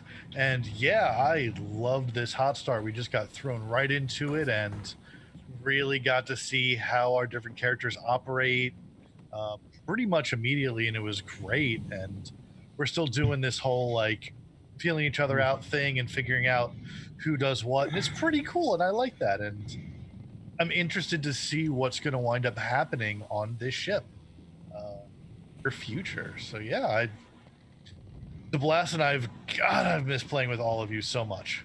Me too. And also, aside from tonight on Friday nights, you can also find me here on Saturday nights for our Scum and Villainy game, Stars Asunder. We are not here this coming tomorrow or the next week. We're taking a 2-week break, but then we are back again being Space Bastards. Yay, Space Bastards! Sweet. And last but not least, Mr. Smurf. Hi, everybody. I'm Smurf. You can find me on the internet at DSC_Smurf. I'm mainly on the Twitter, and I will warn you, I tweet a lot about sports. And just fair warning. But I also retweet a bunch of D&D stuff and memes, including memes of myself, which are great. It's free real estate. I also play D&D on Monday and Tuesday with my roommates and best friends at Dumpstat Charisma. And also on Wednesday nights over on Soul Bear RPG. So check us out on all that stuff. As far as tonight, I am so excited to be back playing with these people. I missed it so much. And like from the moment we all got on the Zoom call, everyone was just like smiles, and it was great. It was so I loved it. The hot start was amazing. Everybody has such interesting, fascinating characters, and I can't wait to get to explore them together. I'm already loving some of the character dynamics that are like existing in the game, like one session in. And I think a lot of that is because we're so used to role playing together that it's all really comfortable, and we have this layer of trust, so we can just kind of throw each other at different scenarios and know that it's going to work. So I'm loving it so far. Me too. And you told us where you can find it. You told us I love you. So here's the thing. I love this group so much. I feel like I lost my center when I didn't have this group to play with because I love you all so much. And it took a long time to figure out what this campaign was going to be, but I literally, you can ask the team. I went through like 3 different settings. I'm like, maybe we should do this, and then no, let's do a pirate thing. And okay, what are we going to do with the pirate thing? Do we want to set it? No. Okay, we're going to do this. We're going to do 7C because you can't. The best way to do pirates in my world for Sean is the high adventure swashbuckling of 7C. And if you haven't ever had the opportunity to check out the 7C books, they're amazing. You should do it. They're also incredibly inclusive and thoughtful and awesome. And they are, if you want to see how you can do a fantasy or like I guess a Baroque medieval world without it being terribly appropriative, then you should check out 7C because they do a great job of it. And that's all in 2nd edition. It wasn't like that in 1st edition. It was a little bit more 90s in 1st edition. And so when I got a chance to read through the new books, I'm like, this is the perfect place to do it. And wow, do I have the perfect people to do it with. So I want to first thank the players for their patience with me on going through, like, what the fuck are we actually going to run? Because people literally had backstories written in the old world when I'm like, nope, this is terrible. But here we are, and we did it. And yeah, and tonight was great because I didn't have to do a lot of work, and those are my favorite nights. It was characters getting to know each other and doing stuff in the game. There's some stuff I think I want to tweak with the way like we kind of, you notice we kind of dropped ship's actions and we just gave people the opportunity to do stuff twice per day. I like that better. It's a little less rigid and a little more open form. I just wanted to feel out of structure, but otherwise I thought it was a great night, and we're gonna do our giveaways now, and those giveaways we're gonna close. You have technically 2 minutes and 43 seconds, but this will be your last chance right now to type !matey in to chat to get a chance to win a player's handbook or a set of tabletop loot dice. One last chance for you in 5, 4, 3, 2, 1. Closing the giveaway. Bye-bye. And a lot of people already signed up. It's fine. Okay. Winner number 1. This will be for the dice. Is... Roll for severity. Congratulations. Woo. You need to DM me. DM the welcome to the party chat. I'll put a little X in here so it's top of mind. Welcome to the party chat for... I will need your address so we can send those dice out to you. For without them, I can't send them to you. DMs. And I'm going to get all that information to Tabletop Loot tomorrow. So slide into the Welcome to the Party DMs. You would have a hard time finding my DMs. They're super. Yeah, you just whisper me. Okay, and our winner of the Player's Handbook, which you probably already own, but we think it was awesome to give one away so you can share the joy of gaming on this, our inaugural night of Friday Night D&D, is the Leona Maple. Hey, look at that. Do you have one? Yeah, do you have one? Do you So have a I Patreon? actually don't, so I'm like... I didn't think you did. I was like, wait, I didn't. good stuff. Yay! Okay, and with that, of course, thank you to our amazing sponsors, Tabletop Loot, where you can go and get 15% off your next order of dice using WTTP dice. So Nerdware, our merch sponsor, where you can get, I will probably have a t-shirt up for this game within the next week or two, hopefully. I just have to work with Maddie. And 10% off your next order there using the code WELCOME. And of course, Roll20, our season sponsor. You can sign up through our link down below if you're not using that amazing virtual tabletop. Signing up through our link actually helps us out too. So if you want to sign up and you don't already have an account, it's free. Click on the link below and you'll get it. And with that, check out our Patreon if you get a second. Can someone type the exclamations for these for me? Because I'm riffing. I'm riffing. Check out our Patreon. It's a great way to support the channel, just like, of course, bits and subs. And speaking of which, I need to thank everyone who was awesome to us tonight. Because, wow, there were a lot of you. Smurf, Judo, Michi, Talari, who else subbed? Christina Bot, thank you all for the subs. So Maddie, James. So Maddie, thank you for the sub, the resub as well. And who gave us amazing bits? So Maddie with 1,500 bits. Nerdlopedia with 200 bits. Someone else gave bits too, but I'm not seeing them. And then, of course, thank you, Roll for Severity, and Sly Mother, and Christina Bot, and Black Sheep Care Bear, and anybody else follow. Nope, that's it. Thank you all for the follows, the subs, the bits, the love, the everything. We love you. Coming up in 19 minutes here on the channel. So we're not going to rate anyone because we have another show in 19 minutes. Coming up in 19 minutes is Masks A New Generation Breakface Club. A bunch of high school supers doing high school super shit. So you should check that out. It's going to be run by Wild Engineer. I saw Paladin Hulk here was in chat. He's in that game. There's a bunch of folks in it. It's a great game. You should check it out. And with that, we are going to bid you good night and farewell, and we shall see you next week. We love you ever so much. And you are always welcome here at the party. Bye! Is it proper hand wave?